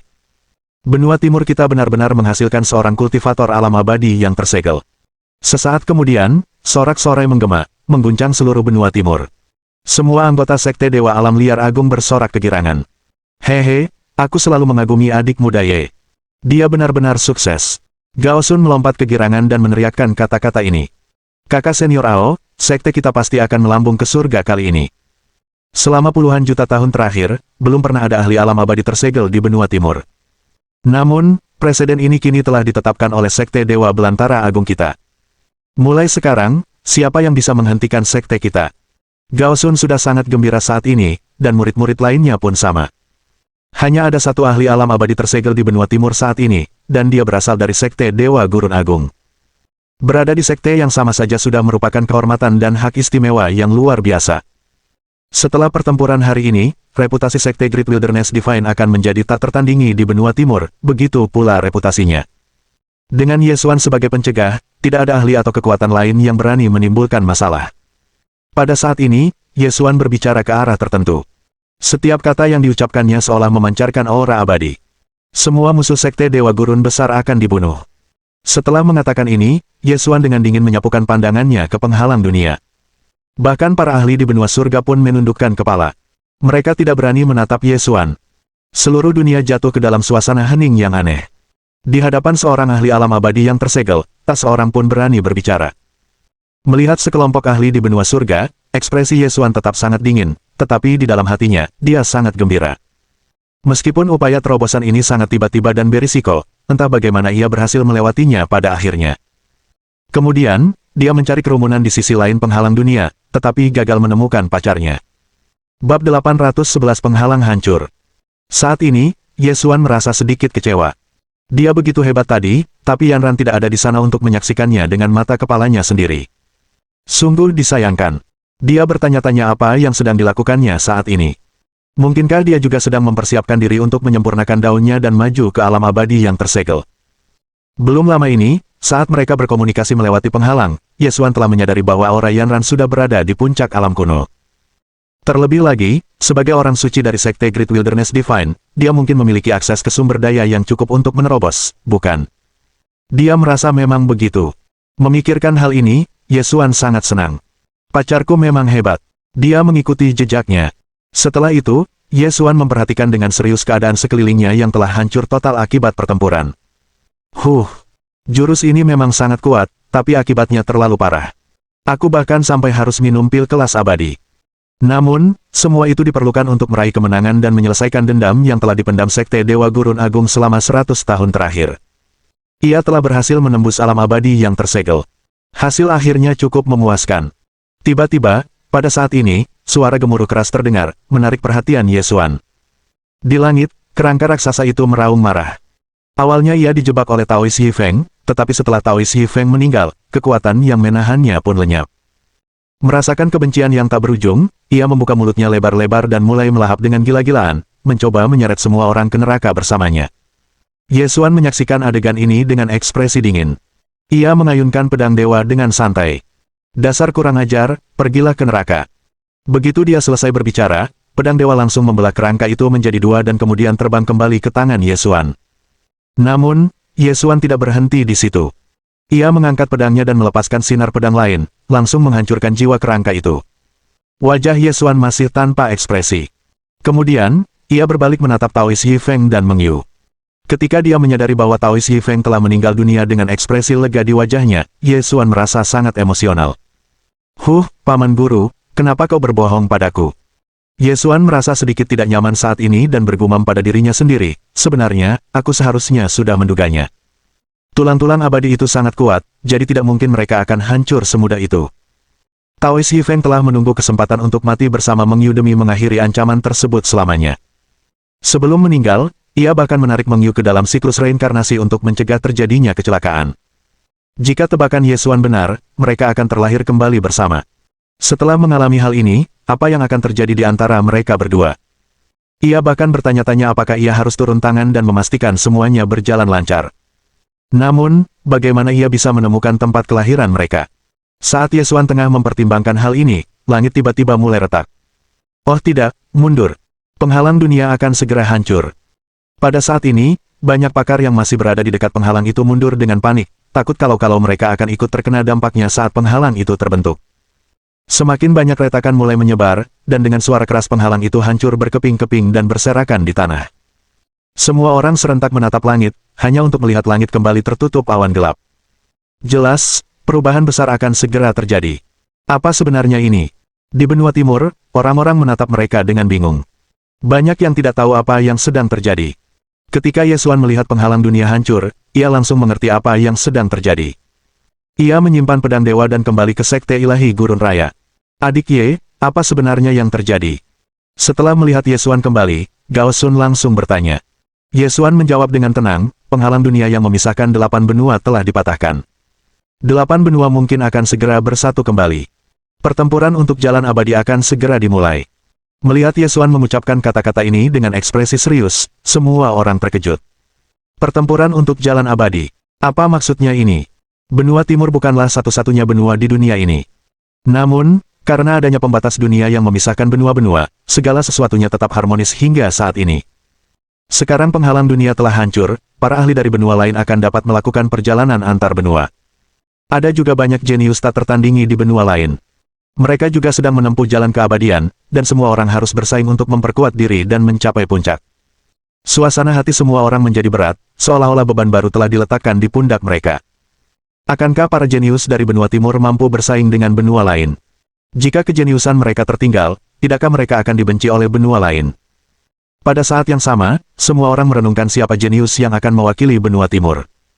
Dua murid Yesuan, Zhuge Yuiwei dan Xiang Yun, termasuk di antara kandidat terdepan untuk ini. Bab 812 membuat persiapan. Dengan bimbingan guru mereka, keduanya memiliki peluang terbaik untuk bersaing dengan para jenius dari benua lain. Yesuan tetap tenang dan berjalan mendekati mayat Taois Yifeng dan Meng Yu, lalu berjongkok. Ao Lei segera menyusulnya. Setelah sekian lama, Ao Lei berkata, Paman Yi benar-benar sangat menderita dalam hidup ini. Mungkin orang yang paling memahami Taois Yifeng adalah Ao Lei. Selama 100 tahun terakhir, Taois Yifeng mungkin hanya bertahan hidup sampai hari ini untuk menyelesaikan dendam antara Sekte dan Meng Yu. Kini setelah dendam itu tuntas, ia tak lagi memiliki keinginan untuk hidup. Yesuan menghela napas dan berkata, mungkin ini adalah akhir terbaik untuk Paman bela diri Yi dalam situasi ini. Yesuan tidak tahu harus berkata apa. Bagaimanapun, ini adalah keputusan Master Tao Yifeng sendiri, dan Yesuan tidak bisa ikut campur. Melihat penghalang di langit yang masih runtuh, Yesuan bahkan bisa melihat para ahli dari benua lain melewatinya. Kakak Ao, dunia ini akan segera menyambut perubahan besar. Kamu harus benar-benar siap. Mendengar ini, Ao Lei mengangguk. Sekte Dewa Alam Liar Agung kini menjadi sekte nomor 1 yang tak terbantahkan di benua timur, dan kini harus mempertahankan status tersebut mengingat situasi saat ini. Kebetulan, sekte tersebut telah bertempur dan muncul sebagai pemenang di tengah bencana, sehingga mereka dapat memanfaatkan kesempatan ini untuk merekrut sejumlah besar pengikut dan membuat persiapan yang cukup untuk bersaing dengan sekte dan orang-orang jenius di benua lain.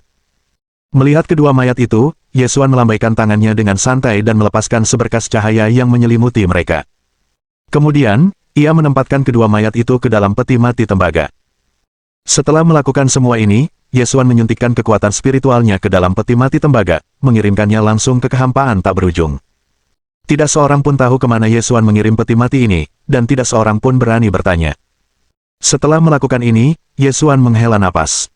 Taoist Yifeng telah memberitahu Yesuan apa yang harus dilakukan jika ia meninggal. Ia mendiskusikan hal ini dengannya. Yesuan awalnya menganggapnya tidak perlu, tetapi akhirnya menjadi kenyataan. Adik Ye, ayo. Ao Lei berkata ragu-ragu. Meskipun masalah Meng Yu telah selesai, ada lebih dari sekadar Meng Yu yang harus dihadapi. 3 dari 7 monster aneh telah melarikan diri, dan masih ada penguasa misterius dari dunia aneh itu. Kekuatan aneh itu juga masih menyebar di seluruh benua timur. Dengan hancurnya penghalang dunia, kekuatan itu kini mulai menyebar ke benua-benua lain. Situasinya semakin tak terkendali. Hal ini memaksa para ahli dari benua lain untuk berjuang mencari tindakan pencegahan guna mengatasinya. Yesuan dengan tenang menyapukan pandangannya ke langit, tetapi dalam hatinya, ia memikirkan apa yang harus dilakukan. 3 monster aneh yang melarikan diri itu sama sekali tidak membuatnya khawatir, tetapi penguasa misterius dari alam aneh itu yang membuatnya khawatir. Dia masih belum tahu apa-apa tentang orang ini, atau seberapa kuat orang ini. Tentu saja, sebagai ahli alam abadi tersegel, Yesuan tidak khawatir harus melawan orang ini. Hal lain yang harus ia pertimbangkan adalah betapa rumitnya situasi saat ini dengan bersatunya kembali 8 benua. Yesuan benar-benar tidak tahu bagaimana situasi ini akan terungkap atau berkembang. Berdasarkan situasi saat ini, Gunung Langit tidak diragukan lagi merupakan tempat teraman di benua timur, karena merupakan basis operasi Sekte Dewa Gurun Agung saat ini. Dengan Yesuan sebagai pembawa bendera mereka, sangat sedikit orang yang berani menimbulkan masalah bagi mereka. Pada saat ini, keadaan di benua timur berangsur-angsur membaik, sebagian karena benua-benua lain kini berbagi beban dalam menghadapi kekuatan aneh itu. Tidak ada tanda-tanda ketiga monster aneh yang melarikan diri. Mungkin mereka memilih melarikan diri ke benua lain untuk menghindari Yesuan. Melihat situasi ini, sudut mulut Yesuan sedikit melengkung saat dia berkata, dalam hal ini, benua timur dapat mengatur ulang dengan baik dan membuat persiapan yang memadai. Lagi pula, sekarang pertempuran sudah berakhir, yang paling kita butuhkan adalah waktu untuk pulih. Dengan dibukanya 7 benua lainnya, wilayah asing ini kemungkinan akan mengalihkan fokusnya, sehingga meringankan beban kita. Ini akan memberi kita waktu istirahat yang sangat kita butuhkan. Mendengar kata-kata Yesuan, Ao Lei mengangguk. Hancurnya penghalang dunia itu terjadi di saat yang tepat. Ia bahkan menduga Yesuan entah bagaimana sengaja menyebabkan hal ini terjadi. Namun, jika ada yang bertanya, Yesuan pasti tidak akan mengakuinya, bahkan jika kau menodongkan pisau ke lehernya. Baiklah, kakak senior Ao, aku serahkan urusan di sini padamu. Yesuan kemudian terbang menghampiri Zhuge Yuiwei dan yang lainnya. Ia memeluk Xiang Yun yang tak sadarkan diri, lalu menatap Zhuge Yuiwei dan Feng Xiyun, dan berkata, ayo kembali ke puncak Yunkong. Demikianlah Yesuan dan yang lainnya kembali ke puncak awan langit. Melihat Yesuan pergi terburu-buru, semua orang merasa bingung. Mungkinkah sesuatu yang besar akan terjadi? Pada saat ini, Ao Lei berteriak, semuanya, krisis di Gunung Langit telah teratasi untuk saat ini. Juga, mulai besok, Sekte Dewa Gurun Besar akan terus merekrut murid, dan kuotanya akan meningkat sebesar 100.000. Kami menyambut semua orang untuk berpartisipasi dalam penilaian. Setelah mendengar berita ini, Sky Mountain menjadi gempar. Semua orang sangat gembira. Bab 813, jangka panjang. Terutama mereka yang tidak lulus penilaian tahap pertama. Peningkatan kuota berarti mereka akan memiliki kesempatan kedua untuk bergabung dengan sekte tersebut. Lagi pula, sekte itu sekarang menjadi nomor 1 yang tak terbantahkan di benak setiap orang saat ini, yang semakin diperkuat oleh fakta bahwa Yesuan adalah satu-satunya ahli alam abadi tersegel di benua timur. Reputasinya saja sudah mampu menarik orang-orang dari jauh dan luas. Setelah Ao Lei mengumumkan berita itu, orang-orang di Gunung Langit mulai bersorak dan bersorak. Melihat hal ini, para murid Sekte Dewa Gurun Agung merasa agak bangga. Hahaha, untung saja aku memilih bergabung dengan Sekte Great Wilderness Divine saat itu. Benar-benar keputusan yang bijak. Ayah, ibu, cepatlah dan lihat. Apa kalian bangga padaku sekarang? Aku menjadi murid sekte terbaik di benua timur. Para tetua menyaksikan semua ini dengan tatapan puas.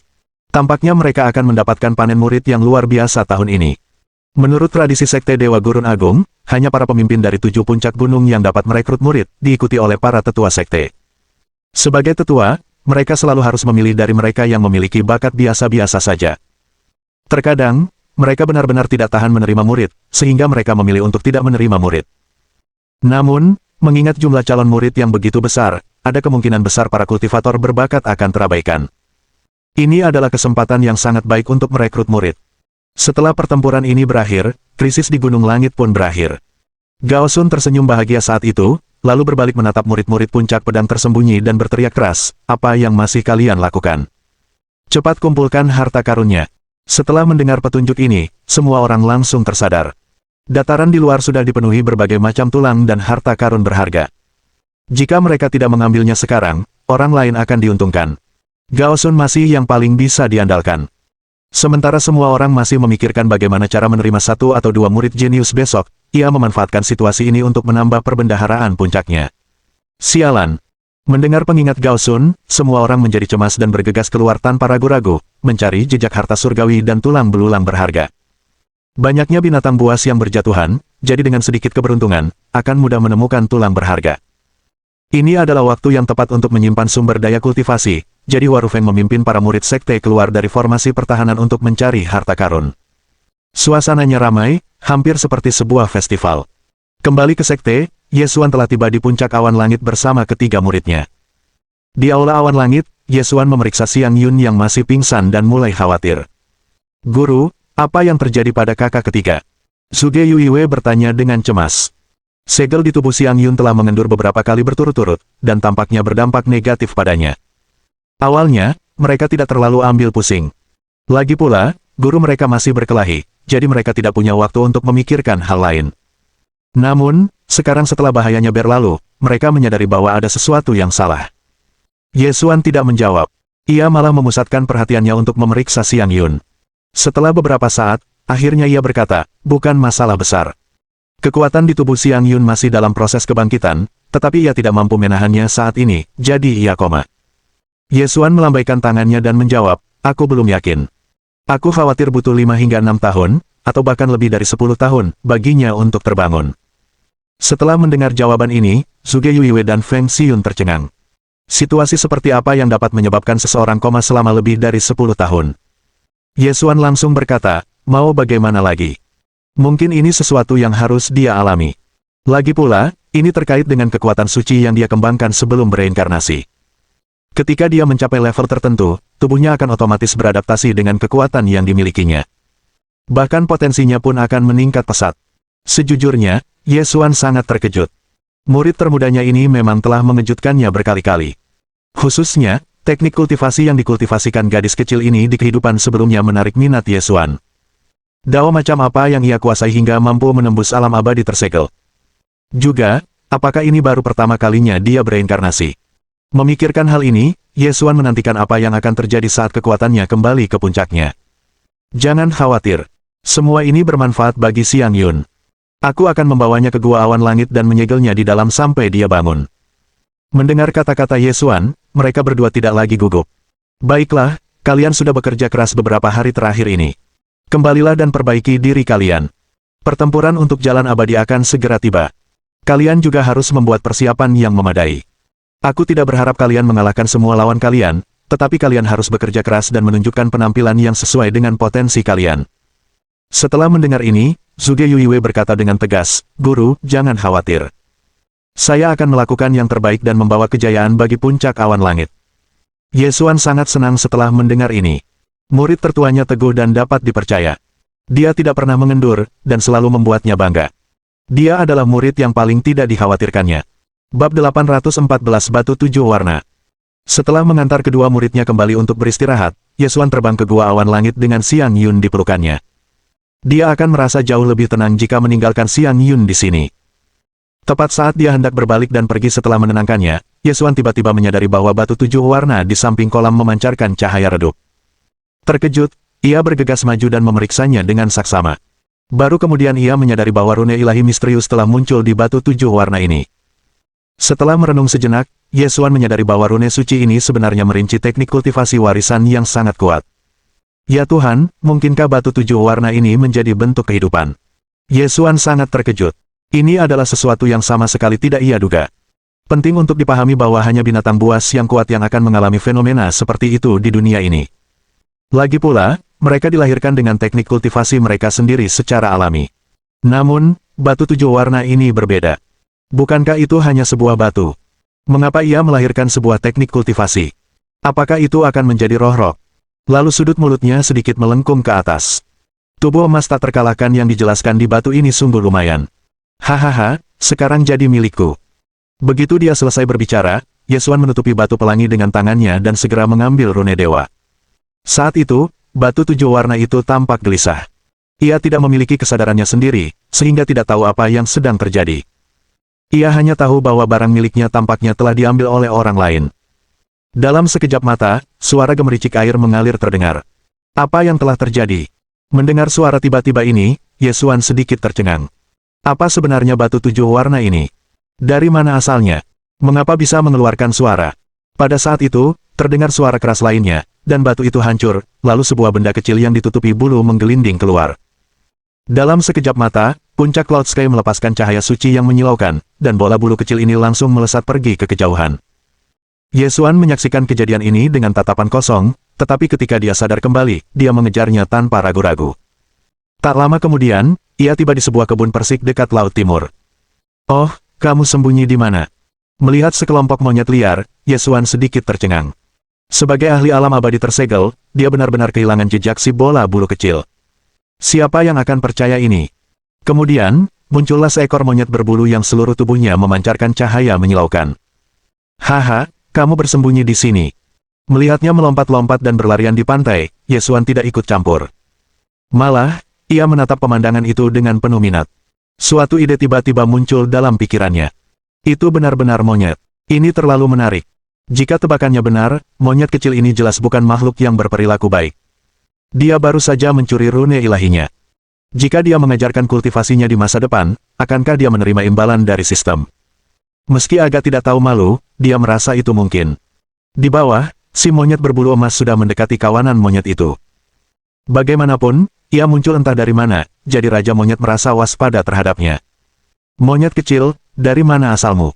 Apa tujuanmu datang ke sini? Raja Monyet segera mulai menginterogasinya. Ekornya terangkat tinggi, seolah siap bertarung kapan saja. Monyet kecil itu juga bingung saat itu.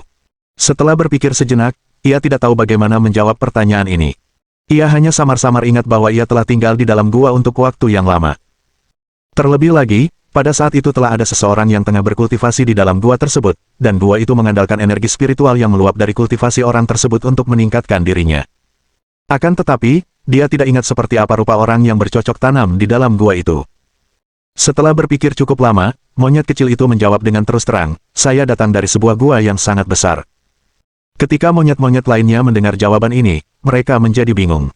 Saat itu, Raja Monyet masih sangat waspada mengamati monyet kecil berbulu di depannya. Ia belum pernah melihat monyet berbulu emas sebelumnya. Ia melirik seekor monyet berwajah besar di sampingnya dan memerintahkannya untuk pergi dan memeriksa monyet kecil berbulu itu. Pada saat itu, monyet berwajah besar itu pun maju dengan ekspresi waspada. Ia mengulurkan tangannya dan menyentuh bulu monyet kecil itu sebelum bertanya, kamu spesies monyet yang mana? Kenapa aku belum pernah melihat yang sepertimu sebelumnya? Monyet kecil itu juga tercengang saat itu. Ia hanya bisa menjawab dengan lemah, aku baru saja keluar dari batu 7 warna, jadi aku tidak tahu aku termasuk spesies yang mana. Mendengar jawaban itu, semua monyet yang hadir terdiam. Benarkah hal seperti itu ada? Mungkinkah ada monyet dari dunia lain yang melakukan hal tak terpikirkan pada batu 7 warna itu? Sungguh mengejutkan. Karena kamu berasal dari batu, maka kamu adalah monyet batu. Ya, itu dia. Mendengar jawaban itu, si monyet pun merasa puas dan tertawa. Monyet kecil berbulu itu tampaknya sama sekali tidak takut pada orang asing. Ia baru lahir hari ini, tetapi ia rukun dengan kelompok monyet ini. Selama kurun waktu ini, Raja Monyet menguji kekuatan monyet kecil berbulu ini untuk melihat apakah ia memenuhi syarat untuk menjadi anggota kelompok monyet. Namun siapa sangka, baru saja keduanya mulai bertukar pukulan, sang Raja Kera yang gagah perkasa itu terjatuh. Tak lama kemudian, monyet kecil berbulu itu menjadi Raja Monyet saat ini. Di dunia monyet, yang kuat akan memimpin. Hanya mereka yang kuat yang dapat melindungi kelompok monyet dan memungkinkan mereka berkembang lebih baik. Monyet kecil berbulu itu hanya meninju Raja Monyet satu kali sebelum menjatuhkannya ke tanah. Yesuan memperhatikan pemandangan itu, tapi dia tidak ikut campur. Bab 815 Monyet Kecil, Bagian 1. Yesuan mengamatinya dengan saksama, mencoba mencari tahu apakah ada sesuatu yang istimewa tentang monyet kecil ini. Lagi pula, monyet kecil ini berasal dari puncak Cloud Sky mereka.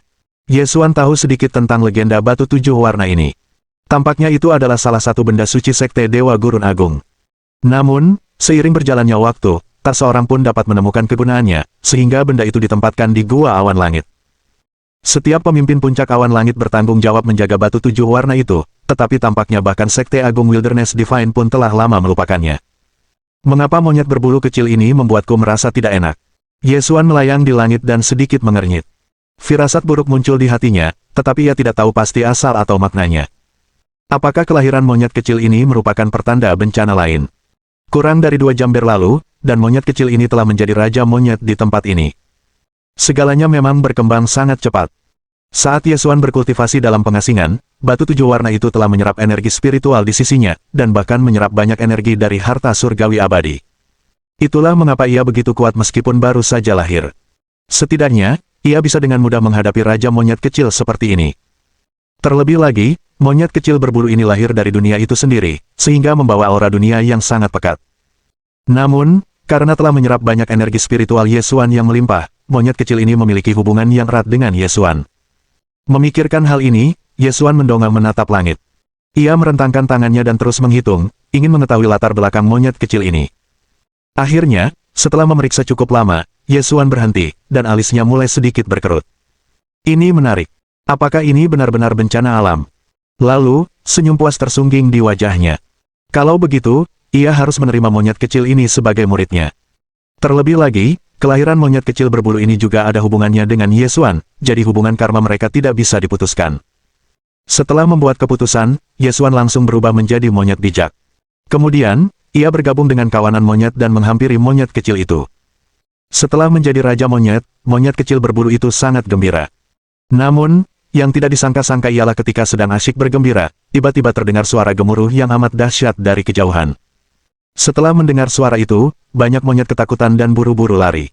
Dalam sekejap, yang tertinggal hanyalah monyet kecil yang berdiri linglung. Raja monyet, cepatlah kabur. Monster di gunung itu muncul lagi. Monyet berwajah besar itu muncul sebentar dan berteriak. Ketika monyet kecil itu berbalik, ia menyadari bahwa monyet-monyet lainnya telah bersembunyi di dalam gua. Dari kata-kata monyet berwajah besar itu, jelaslah bahwa monster yang dibicarakannya adalah pengunjung tetap, dan gua di depan mereka adalah satu-satunya tempat persembunyian mereka. Mendengar ini, monyet kecil itu merasa sangat bingung.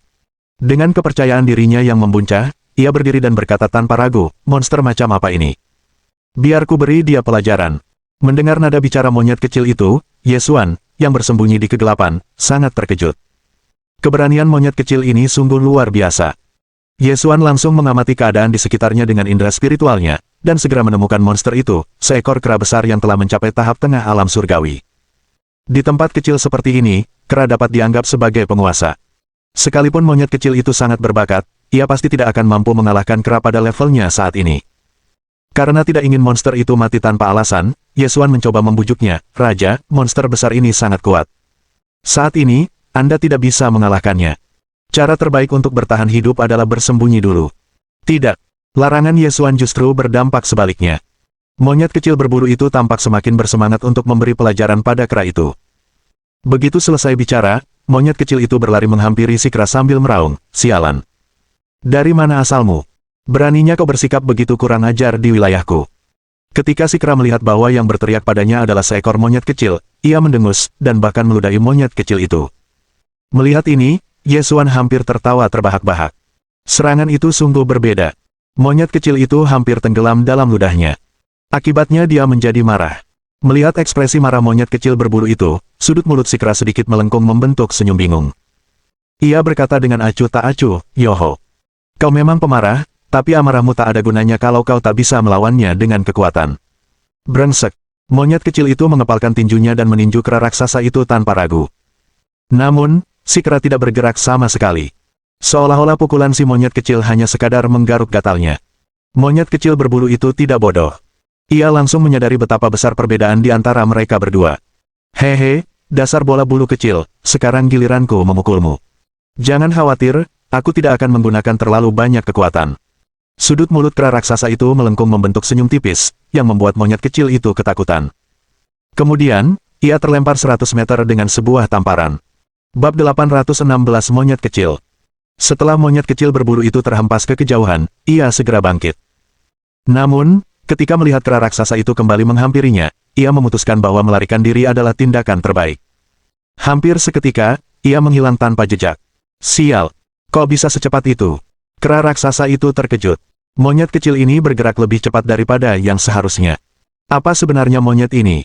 Tak lama kemudian, monyet kecil itu kembali ke pintu masuk gua tempat monyet-monyet lainnya bersembunyi. Ia tampak ketakutan. Setelah mengalami kemunduran ini, kepercayaan diri monyet kecil berbulu itu terpukul.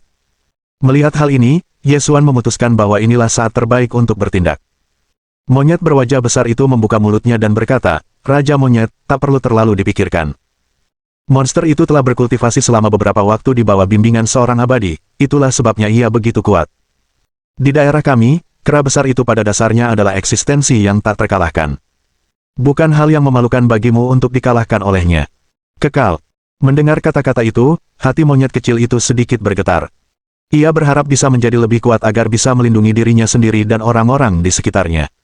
Di mana kita bisa menemukan makhluk abadi? Aku ingin pergi dan belajar beberapa keterampilan dari mereka, tanya monyet kecil itu dengan cemas. Setelah mendengar ini, Yesuan berdiri dengan tenang dan berkata dengan ekspresi serius. "Raja, aku tahu sebuah tempat bernama Gua 7 Bintang. Ada seorang abadi yang berkultivasi di gua ini, namanya Taoisling. Pergilah ke sini untuk menjadi muridnya." Monyet kecil berbulu itu menjadi sangat gembira. Gua Bintang 7, Taoisling. Ia bergumam pada dirinya sendiri, meyakini bahwa Taoisling sangat mulia dan berkuasa. Monyet kecil itu segera setuju dan berkata, "Baiklah, kalau begitu aku akan pergi ke Gua 7 Bintang. Kalian semua tetap di sini dan tunggu aku. Saat aku kembali, aku pasti tidak akan membiarkan monster apapun menindas kita." Haha, menarik sekali. Semoga monyet ini tidak mengecewakanku. Dia pergi dan langsung menuju Laut Timur. Setelah menemukan tempat yang cocok, Yesuan dengan santai melepaskan beberapa aliran energi spiritual untuk membangun pulau terpencil, dan kemudian tempat tinggal Gua Bintang 7. Setelah semuanya selesai, dia menunggu dengan sabar. Kedatangan si monyet berbulu kecil sudah dekat. Sebagai catatan tambahan, Yesuan juga menyiapkan banyak rintangan di sepanjang jalan menuju kediaman Gua 7 Bintang untuk menguji apakah tekad monyet kecil ini kuat atau tidak. Karena tahu monyet kecil itu tidak akan datang secepat ini, Yesuan meluangkan waktu untuk kembali ke Sekte Dewa Gurun Raya. Penilaian murid baru sudah dimulai. Saat ini, para master sekte telah memilih kandidat favorit mereka, tetapi Yesuan berbeda dalam hal ini. Lagi pula, masih ada seekor monyet kecil yang menunggunya di Laut Timur, jadi dia tidak peduli dengan perekrutan atau penilaian murid. Saya tidak tahu apakah kalian tahu tentang ini, tapi kemarin, terjadi ledakan yang mengguncang seluruh gunung langit. Aku tidak tahu apa yang terjadi, tapi tiba-tiba cahaya 7 warna terbang menuju Laut Timur. Di aula utama, banyak orang membahas kejadian kemarin. Setelah mendengar hal ini, Gao Sun menambahkan, "Benar. Banyak orang menyaksikan kejadian itu. Sepertinya cahaya 7 warna itu dilepaskan oleh seekor monyet. Orang bilang ini pertanda keberuntungan. Lagi pula, monyet ini lahir dari fenomena duniawi. Sepertinya benua timur kita akan mulai berkembang pesat setelah ini. Meskipun begitu, saya tidak tahu apakah ini benar." Semua orang penasaran dengan masalah ini. Yuelun hendak mengatakan sesuatu, tetapi dia tiba-tiba menyadari bahwa Yesuan juga tetap diam dan bahkan memasang ekspresi aneh. Karena itu, dia bertanya dengan rasa ingin tahu, "Adik Ye, seberapa banyak yang kamu ketahui tentang monyet ini?" Yesuan kebingungan saat darah dan keringat muncul di dahinya. "Kalian ngomongin apa sih? Monyet? Monyet apa?" Mendengar jawaban Yesuan, Yuelun tertegun dan bingung. Yesuan terdiam setelah itu, memperhatikan mereka berdiskusi dengan penuh semangat. Ia tidak berencana memberitahu siapapun bahwa ia ingin menjadikan monyet kecil berbulu itu sebagai muridnya. Tidak, tunggu dulu, sebagai murid Taoisling. Setelah itu, ia akan mengajari monyet kecil itu beberapa teknik kultivasi. Mengenai apa yang akan terjadi setelahnya, Yesuan tidak akan terlalu ikut campur. Ia tidak ingin terlibat dengan kejenakaan monyet kecil ini. Setelah menyaksikan mereka berdiskusi begitu lama, Yesuan merenung sejenak sebelum mengambil keputusan. Karena dia ada di sini hari ini, ada baiknya untuk mengumumkannya. Yesuan berdiri, menarik perhatian semua orang. Sebagai satu-satunya ahli alam abadi tersegel di benua timur, tindakannya selalu diawasi. "Kakak senior Ao." Mendengar Yesuan memanggilnya, Ao Lei menatap Yesuan dengan ekspresi bingung dan bertanya, "Adik Ye, ada apa?" "Kakak senior Ao, aku punya sesuatu untuk diumumkan hari ini." Setelah mendengar ini, semua orang langsung duduk tegak. Di aula utama, tidak hanya para kepala suku yang hadir, tetapi juga banyak tetua, murid, dan beberapa orang yang telah lolos penilaian akhir. Semua orang menajamkan telinga dan mendengarkan. Melihat semua mata tertuju padanya, Yesuan berbalik dan berkata, Yue Yue, kemarilah. Bab 817 Kepala Baru. Ketika semua orang melihat lebih dekat, mereka melihat sebuah liontin giok tergantung di pinggang Suge Yue Yue. Ini adalah barang eksklusif yang hanya bisa dimiliki oleh ketua puncak awan langit. Setelah melihat ini, Ao Lei mengerti. Adik Ye, mungkinkah kamu ingin? Sebelum Ao Lei bisa menyelesaikan perkataannya, Yesuan melambaikan tangannya untuk menghentikannya. Semuanya, saya telah menjadi pemimpin puncak awan langit selama puluhan tahun. Sekarang setelah saya mencapai alam abadi yang tersegel, situasi dan tanggung jawab saya membuat saya tidak lagi cocok untuk memimpin puncak awan langit. Justru karena itulah aku mengumumkan hari ini bahwa aku akan menyerahkan posisi pemimpin sekte puncak awan langit kepada murid tertuaku, Suge Yue Yue. Mulai hari ini, Suge Yue Yue adalah kepala suku ke-19 dari puncak awan langit. Setelah mendengar ini, semua orang terkejut. Tidak ada yang menyangka bahwa Yesuan, yang masih sangat muda, akan benar-benar mengundurkan diri dan menyerahkan jabatannya kepada Suge Yue Yue. Banyak jenius yang hadir memilih untuk bergabung dengan sekte Dewa Gurun Agung karena Yesuan. Namun, dia sudah mengundurkan diri bahkan sebelum mereka resmi bergabung. Yesuan sudah menduga reaksi ini, tetapi kenyataannya, ia terpaksa menyerahkan jabatan itu kepada Suge Yue Yue. Lagi pula, ia masih punya banyak urusan, dan tidak bisa terus-menerus terikat di puncak Yuntian. Terlebih lagi, 8 benua akan segera bersatu, dan tidak ada cara untuk memprediksi apa yang akan terjadi di masa depan. Ada pula alam asing yang semakin memperparah bahaya yang mengitari mereka. Inilah alasan mengapa dia membuat keputusan ini. Dia berkata dengan tenang, murid tertua saya telah maju ke tahap tengah alam surga, jadi dia sepenuhnya memenuhi syarat untuk posisi tersebut. Mulai hari ini, dia akan bertanggung jawab atas puncak awan langit. Dia juga bisa menerima murid. Semuanya, jika kalian memiliki kepercayaan diri, kalian dapat memilih untuk menjadi murid Yue Tue, dan aku juga mungkin menjadi guru besar kalian.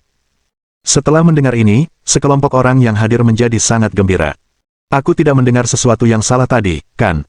Semua orang sangat gembira saat ini. Bagaimanapun, Yesuan adalah ahli alam abadi tersegel, dan tak tertandingi di benua timur. Banyak dari mereka datang untuk bergabung dengan sekte tersebut, ingin melihat apakah mereka memiliki kesempatan untuk bergabung dengan puncak awan langit. Namun, hingga saat ini, puncak awan langit belum menerima satu pun murid. Situasi saat ini menghadirkan suatu peluang. Setelah Suge Yue Yue menjadi kepala puncak awan langit, dia akan dapat merekrut murid. Meskipun Suge Yue Yue tidak sekuat Yesuan, orang yang berdiri di belakangnya adalah Yesuan. Alam abadi yang tersegel adalah level yang hanya bisa diimpikan orang, tetapi tak mungkin dicapai. Jika mereka bisa menjadi murid agung Yesuan, mereka bahkan rela menjadi pelayan di puncak awan langit. Itulah kebenarannya. Adik muda Ye, Yue Yue masih sangat muda. Bukankah terlalu terburu-buru bagimu untuk membiarkannya menjadi kepala suku sekarang? Gao Sun sedikit mengernyit, merasa ini agak tidak pantas. Ao Lei tidak keberatan. Ia tahu bahwa karena Yesuan sudah memutuskan, ia tidak bisa mengubahnya. Karena itu, ia menyetujui permintaan Yesuan. Dia tahu betul bahwa karena Yesuan telah menjadi ahli alam abadi yang tersegel, akan sulit untuk terjadi diskusi dan interaksi yang seimbang di antara para pemimpin dan puncak. Oleh karena itu, yang terbaik adalah Suge Yue Yue yang mewarisi jabatannya. Aku sudah memutuskan, jadi kau tak perlu lagi membujukku, kakak senior Gao, kata Yesuan dengan tenang. Akhirnya, ia menatap murid tertuanya dengan ekspresi puas. Di hati Yesuan, Suge Yue Yue juga memegang posisi yang sangat penting. Bahkan di saat terpuruknya, Suge Yue Yue tidak meremehkannya dan tetap menganggapnya sebagai gurunya. Kini setelah ia menjadi lebih kuat, ia bisa mendukung puncak awan langit menggantikannya. Hal ini membuat Yesuan sangat bahagia. Namun, Yue Yue masih terlalu muda, dan mungkin belum mengerti banyak hal. Apa kau yakin dia bisa menjadi guru yang baik dan membimbing murid-muridnya dengan baik? Tanya Gao Sun dengan ragu. Dia tidak menyangka Suge Yue Yue tidak kompeten, tapi dia memang terlalu muda. Usianya baru 19 tahun sekarang, kan? Jika dia menjadi kepala suku di usia segini, apakah egonya akan membesar? Melihat tatapan curiga Gao Sun, sudut mulut Yesuan sedikit terangkat. Ia menatap Gao Sun dengan acuh tak acuh dan berkata, Kakak Gao, apa kau lupa berapa umurku saat aku menjadi kepala suku? Mendengar ini, Gao Sun terdiam. Orang-orang di puncak awan langit semuanya sangat aneh, dan tidak dapat dilihat dari sudut pandang biasa. Memang, Yesuan usianya hampir sama dengan Suge Yue Yue saat ia menjadi kepala puncak awan langit, tetapi ia tetap mengelola puncak awan langit dengan tertib. Meskipun penampilannya tidak terlalu memukau pada awalnya, itu hanya karena dia berusaha untuk tidak menonjolkan diri. Melihat Gao Sun seperti itu, Ao Lei tak dapat menahan senyum dan berkata, Adik Ye, apakah kamu tidak punya niat untuk merekrut murid? Selain itu, kamu harus mewariskan teknik-teknik hebat dan kekuatan suci milikmu. Bab 818 Pedang Penatua. Hingga saat ini, Yesuan baru menerima 3 murid. Dari ketiganya, hanya Zhuge Yuiwei yang mewarisi dao pedang Yesuan. Feng Xiyun berbakat dalam alkimia, sementara Xiang Yun adalah seorang kultivator pemurnian tubuh. Jika Yesuan tidak lagi menerima murid, apakah warisannya akan sia-sia? Kakak senior Ao, aku tidak bilang kalau aku tidak akan melanjutkan mengajar. Setelah mendengar ini, semua orang tercengang. Apa maksudnya? Benar. Meskipun Yesuan tidak akan terus merekrut murid, dia bisa terus mengajar. Meskipun Yesuan tidak akan terus menerima murid, Zhuge Yuiwei akan melakukannya. Sebagai murid Zhuge Yuiwei, seseorang dapat menikmati hak istimewa diajar oleh Yesuan dalam kapasitasnya sebagai Grandmaster. Lagi pula, Yesuan bukanlah orang yang akan meninggalkan murid-muridnya begitu saja. Terlebih lagi, setelah ia menyerahkan kendali kepemimpinan kepada Zhuge Yuiwei, ia akan memiliki lebih banyak waktu untuk mengurus hal-hal lain. Baiklah, masalah ini sudah diputuskan. Sebelum orang lain sempat mengajukan keberatan, Yesuan menyelesaikan masalahnya. Lalu, ia berbalik dan menatap Zhuge Yuiwei. Yuiwei, mulai sekarang, kaulah yang akan memimpin puncak awan langit. Aku sangat percaya pada kemampuanmu. Aku juga berharap puncak awan langit terus tumbuh dan menjadi lebih kuat di bawah kepemimpinanmu. Mendengar kata-kata Yesuan, mata Zhuge Yuiwei memerah. Kata-kata ini mengandung harapan gurunya kepadanya. Ia bersumpah untuk tidak mengecewakannya. Guru, saya pasti akan melakukannya dengan baik, kata Zhuge Yuiwei dengan ekspresi penuh tekad. Baiklah, kamu sudah besar. Tidak perlu menangis lagi, goda Yesuan, membuat wajahnya memerah. Bagaimana bisa gurunya menggodanya di depan umum seperti ini? Beberapa saat kemudian, sudut mulut Ao Lei sedikit melengkung. Meskipun Yesuan telah mengundurkan diri dari jabatannya sebagai kepala suku, Ao Lei tidak akan membiarkannya bermalas-malasan. Semuanya, saya punya sesuatu untuk diumumkan hari ini. Apa yang sedang terjadi sekarang? Tatapan semua orang tanpa sadar tertuju ke arah Ao Lei, dan Yesuan mendapat firasat buruk, terutama setelah melihat senyum Ao Lei. Mulai hari ini, posisi tetua pedang Sekte Dewa Gurun Besar kita akan ditempati oleh mantan kepala puncak awan langit, Yesuan. Ini. Setelah mendengar berita ini, semua orang tercengang, terutama para pengikut Sekte Great Wilderness Divine. Mereka semua mengerti apa arti jabatan tetua pedang. Bahkan status Master Sekte lebih rendah dari status tetua pedang. Hanya pakar terbaik dari Sekte Great Wilderness Divine yang memenuhi syarat untuk menduduki posisi ini. Selama 100 tahun terakhir, selain Ketua Tianxuan, posisi ini selalu kosong. Tidak ada orang lain yang mampu mengambil alih tanggung jawab tersebut. Kini, seorang pengganti yang cocok akhirnya telah ditemukan. Masuk akal. Pedang abadi Ye jelas memenuhi syarat untuk posisi ini. Lagi pula, dia ahli alam abadi tersegel. Kalau dia tidak memenuhi syarat, pasti tidak ada orang lain yang memenuhi syarat. Mereka semua merasa bahwa pengangkatan ini adalah hal yang wajar. Saya setuju dengan penunjukan ini, kata Gao Sun lantang. Ia telah diberi isyarat untuk mengatakan sesuatu agar Yesuan tidak mundur. Yuelun menutup mulutnya dan terkekeh. Ia diam-diam menatap Yesuan dan berkata sambil tersenyum, Kakak Ao, aku juga setuju. Hahaha, karena kalian sudah setuju, bagaimana mungkin aku, Li Tua, tidak setuju? Lidah tertawa terbahak-bahak. Ia juga sangat terkesan dengan Yesuan. Ia tidak ragu membiarkan Yesuan menduduki posisi tetua pedang. Para pemimpin lainnya kemudian menggemakan persetujuan mereka secara berurutan. Setelah melihat ini, Yesuan tersenyum tak berdaya. Kalian benar-benar tidak akan membiarkanku pergi, iya. Karena keadaan sudah seperti ini, Yesuan tidak punya pilihan selain setuju. Ao Lei tertawa gembira.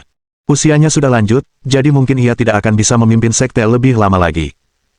Jika ketua sekte mengikuti jejaknya dan menempatkan Hua Rufeng sebagai ketua sekte, akan sangat melegakan jika Yesuan masih ada untuk membimbingnya dan menjaga sekte tersebut. Ao Lei juga sangat yakin bahwa Yesuan pasti tidak akan menolak penunjukan itu. Lagi pula, Yesuan juga orang yang peduli dengan sekte Dewa Gurun Besar. Yesuan menarik napas dalam-dalam.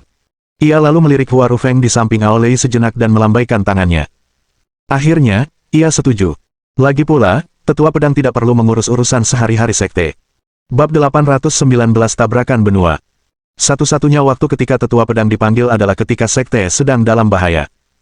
Sama seperti gurunya, Tianxuan, yang juga pernah menduduki jabatan tetua pedang, Yesuan dapat dianggap mewarisi jabatan gurunya. Akankah Zhuge Yuiwei juga mengikuti jejaknya? Ia tidak tahu, tetapi ia memiliki harapan besar terhadap murid tertuanya. Ledakan. Di aula utama, saat orang-orang masih berdiskusi mengenai kapan akan mengadakan upacara pengangkatan Zhuge Yuiwei, suara ledakan besar terdengar. Apa yang sedang terjadi? Semua orang bergegas keluar dan melihat ke atas bersamaan.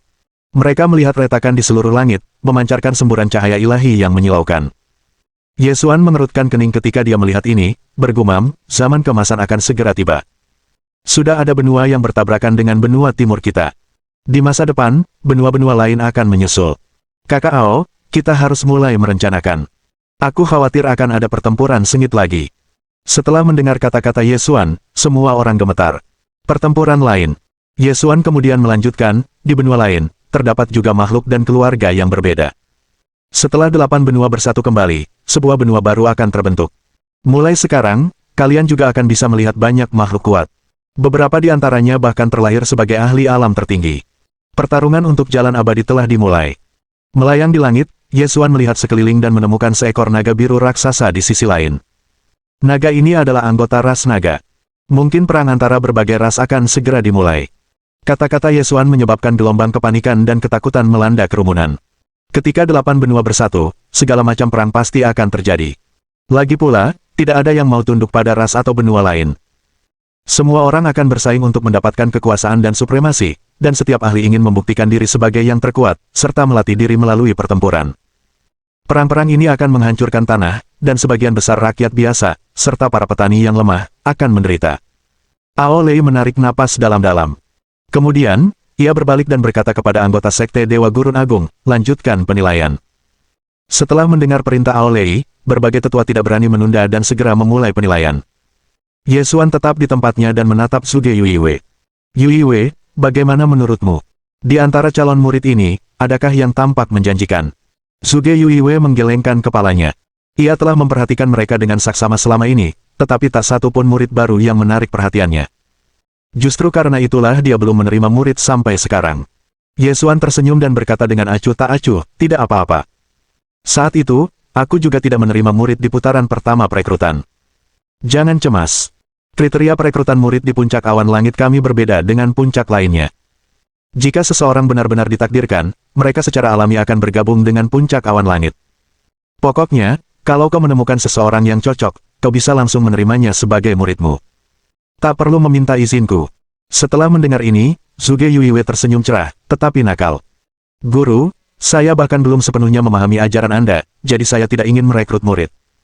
Lagi pula, aku masih ingin berada di sisi guru dan belajar lebih banyak. Mendengar ini, Ye Xuan merasa sedikit bersalah. Seluruh keluarganya telah mati karena binatang buas itu. Setelah ia menerimanya sebagai murid, ia selalu melindunginya, dan tampaknya ia menjadi sangat bergantung padanya. Mungkin dia terburu-buru. Dia masih kecil. Memang tidak pantas dan terlalu dini baginya untuk menjadikannya guru. Bukannya dia tidak mengagumi kemampuan Zhuge Yuiwei, tetapi dia khawatir terhadap Zhuge Yuiwei dari sudut pandang psikologis. Ye Xuan tersenyum dan dengan lembut mengusap kepala Zhuge Yuiwei. Baiklah, baiklah. Kalau kamu masih tidak mau merekrut murid, tidak perlu memaksakan masalah ini. Apapun yang terjadi, aku akan selalu ada di sini, jadi luangkan waktu untuk beradaptasi. Ye Xuan mengucapkan kata-kata ini dengan sangat tulus. Tak banyak yang bisa ia lakukan untuk murid-muridnya. Ia hanya berharap, di bawah perlindungannya, mereka akan tumbuh sehat dan bahagia. Sejujurnya, puncak awan langit yang semakin kuat dan berkembang hanyalah tujuan sampingan. Jika Ye Xuan benar-benar menghargai hal itu, ia pasti sudah merekrut banyak murid. Meskipun begitu, dibandingkan dengan para pemimpin puncak awan langit sebelumnya, Ye Xuan memang merupakan panutan. Mereka masing-masing hanya menerima 1 murid, tetapi Ye Xuan menerima 3 murid. Jelas, dialah yang lebih rajin. Bagaimanapun, yang terpenting adalah memastikan warisannya diwariskan. Setelah mendengar kata-kata Ye Xuan, Zhuge Yuiwei tersenyum gembira. Bab 820 kedatangan. Zhuge Yuiwei sebenarnya tidak ingin menjadi ketua puncak awan langit. Yang paling diinginkannya adalah menjadi murid setia Ye Xuan. Selama ia bisa tetap berada di sisi gurunya, itu sudah cukup. Terima kasih, guru selalu baik padaku. Zhuge Yuiwei tersenyum gembira. Ekspresi dinginnya yang biasa seakan lenyap saat ini. Baiklah, meskipun kamu tidak mau menerima murid, kamu tetap harus menjalani prosesnya. Pergilah dulu dan bergabunglah dengan yang lain.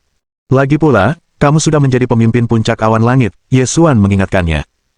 Dia sudah menjadi kepala. Karena semua orang sudah menerima pengangkatannya, agak tidak masuk akal baginya untuk tinggal di sini dan mengobrol. Baiklah, Guru, saya pergi dulu. Begitu dia selesai berbicara, Zhuge Yuiwei bergegas menuju puncak Cloud Sky, tidak berani menunda sedetik pun. Setelah menyaksikan Zhuge Yuiwei pergi, Ye Xuan melihat sekeliling dan menghilang dengan bunyi desisan. Sekarang setelah satu benua bertabrakan dengan benua timur, benua-benua lainnya akan segera bertabrakan satu sama lain. Ye Xuan sebenarnya tidak tahu bagaimana situasi akan berkembang di masa depan. Terlebih lagi, ia telah mencapai alam abadi yang tersegel.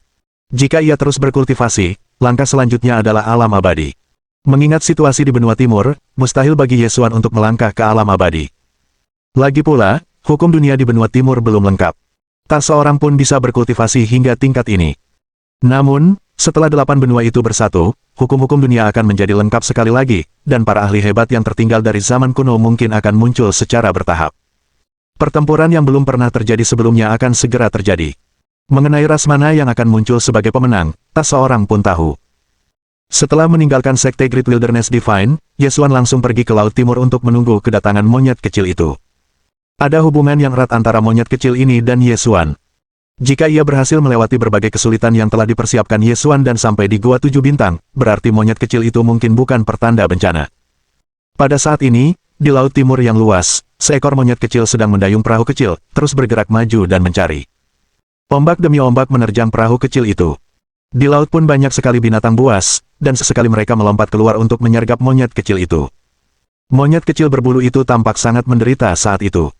Namun, ia tetap mengertakkan gigi dan bertahan, tidak putus asa. Sebelum berangkat, ia telah bersumpah bahwa ia akan belajar menjadi kuat dan kembali untuk melindungi teman-temannya. Didorong oleh semua monyet kecil lainnya, ia hanya membawa barang-barang yang dibutuhkan sebelum berangkat. Ia menemui banyak kesulitan di perjalanan dan bahkan akhirnya membuat perahu kecil untuk mengarungi lautan. Kerja kerasnya membuahkan hasil.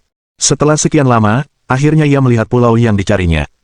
Dikelilingi laut, terdapat puncak gunung di pulau itu yang memancarkan gelombang aura hangat, memberi siapapun yang melihatnya perasaan bahwa ada sosok abadi yang tinggal di sana. Sungguh mengejutkan. Akhirnya aku menemukan tempatnya. Gua 7 Bintang pasti ada di pulau ini. Saat menemukan pulau itu, monyet kecil itu melompat kegirangan, dan segera menjatuhkan diri ke laut. Untungnya, ia cukup cepat menjangkau sisi perahu kayu kecil itu, dan terhindar dari nasib hanyut. Pada saat ini, di dalam Gua 7 Bintang, Ye Xuan telah berubah wujud menjadi seorang lelaki tua berjubah Tao dengan kepala penuh rambut putih, diam-diam menunggu kedatangan si monyet kecil. Tak lama kemudian, si monyet kecil yang bulunya basah semua itu menyeret perahu kayunya ke tepi pantai, lalu melompat-lompat menuju ke arah Gua 7 Bintang. Ia mendaki puncak gunung dan tiba di depan gua tempat tinggalnya. Namun, ketika melihat tulisan agung di pintu masuk gua, ia tercengang. Apa saja karakter ini? Memang, monyet kecil berbulu ini juga tidak bisa membaca. Persis seperti Xiang Yun. Begitu Ye Xuan menyadari masalah ini, ia langsung merasa menyesal. Apakah dia harus mengalami hal yang sama lagi? Xiang Yun saja sudah cukup membuat orang khawatir. Apalagi monyet kecil ini. Masalah apa yang akan ditimbulkannya di masa depan? Siapa kamu? Mendengar suara itu, monyet kecil itu terkejut. Seolah-olah suara itu bergema di dalam hatinya. Oleh karena itu, ia menyimpulkan tanpa keraguan bahwa orang di dalam gua itu pasti seorang ahli. Siapa yang berani mengganggu kultivasiku? Mendengar ini, monyet kecil itu ketakutan setengah mati dan langsung berlutut sambil berkata dengan panik, Taois, kudengar di Gua 7 Bintang ini, ada seorang ahli yang tinggal menyendiri untuk berkultivasi. Itulah sebabnya aku melintasi gunung dan lautan, menempuh ratusan ribu mil, dan mengalami banyak kesulitan untuk sampai di sini. Aku ingin mempelajari sebuah teknik kultivasi. Saya harap Anda dapat menjadikan saya murid Anda dan mengajari saya teknik kultivasi Anda. Benarkah begitu? Mendengar hal itu, si monyet kecil mengangkat kepalanya untuk melihat, dan menyadari bahwa seorang lelaki tua tiba-tiba muncul di depannya. Monyet kecil, kau punya nyali. Jalanan di sini penuh dengan segala macam bahaya. Kalau kau tidak hati-hati, kau akan kehilangan nyawamu. Kenapa kau berbohong padaku? Kata-kata Ye Xuan membuat monyet kecil itu begitu ketakutan hingga seluruh tubuhnya gemetar saat ia berbicara dengan suara gemetar, aku tidak akan pernah berbohong padamu. Jika ada sedikit saja kebohongan dalam kata-kataku, aku akan membiarkanmu menghukumku. Melihat penampilannya yang ketakutan, Ye Xuan terkekeh dalam hati. Monyet kecil ini memiliki kepribadian yang tidak sabaran, jadi ia harus membuatnya takut. Kalau tidak, ia tidak akan bisa mengajarinya di masa depan. Baiklah. Karena kamu ingin belajar, aku akan bertanya kepadamu dengan benar terlebih dahulu. Setelah mengatakan ini, tatapan Ye Xuan tertuju pada monyet kecil berbulu itu, menyebabkan seluruh tubuhnya terasa tidak nyaman. Daois, silakan bertanya. Mengapa kamu ingin belajar dariku? Mendengar ini, monyet kecil berbulu itu tertegun. Setelah beberapa saat, ia menjawab, awalnya aku adalah Raja Monyet, tetapi ada monster besar di wilayahku yang sesekali datang untuk membuat masalah, dan juga membunuh banyak monyet. Justru karena itulah aku ingin mempelajari teknik budidaya agar aku bisa melindungi sesama monyet dengan baik di masa depan. Monyet kecil berbulu itu mengucapkan kata-kata ini dengan ekspresi tulus, yang membuat Yesuan sedikit senang. Mohon dukungan dari omom ante-ante sekalian, buat subscribe atau sharekan novel Mimin ke Facebook kalian, agar channel Mimin bisa terus berkembang. Dengan begitu, Mimin bisa lebih semangat untuk up novel seru lain ke depannya. Buat teman-teman yang sudah subscribe dan sharekan novel Mimin, Mimin ucapkan terima kasih sebanyak-banyaknya. Sekiranya teman-teman menghadapi masalah video diputar dalam bahasa Inggris, coba tukar kepada bahasa Indonesia original melalui cara ini. Semasa mendengarkan, pencet tombol setting di atas kanan video, pilih audio track dan tukar bahasa.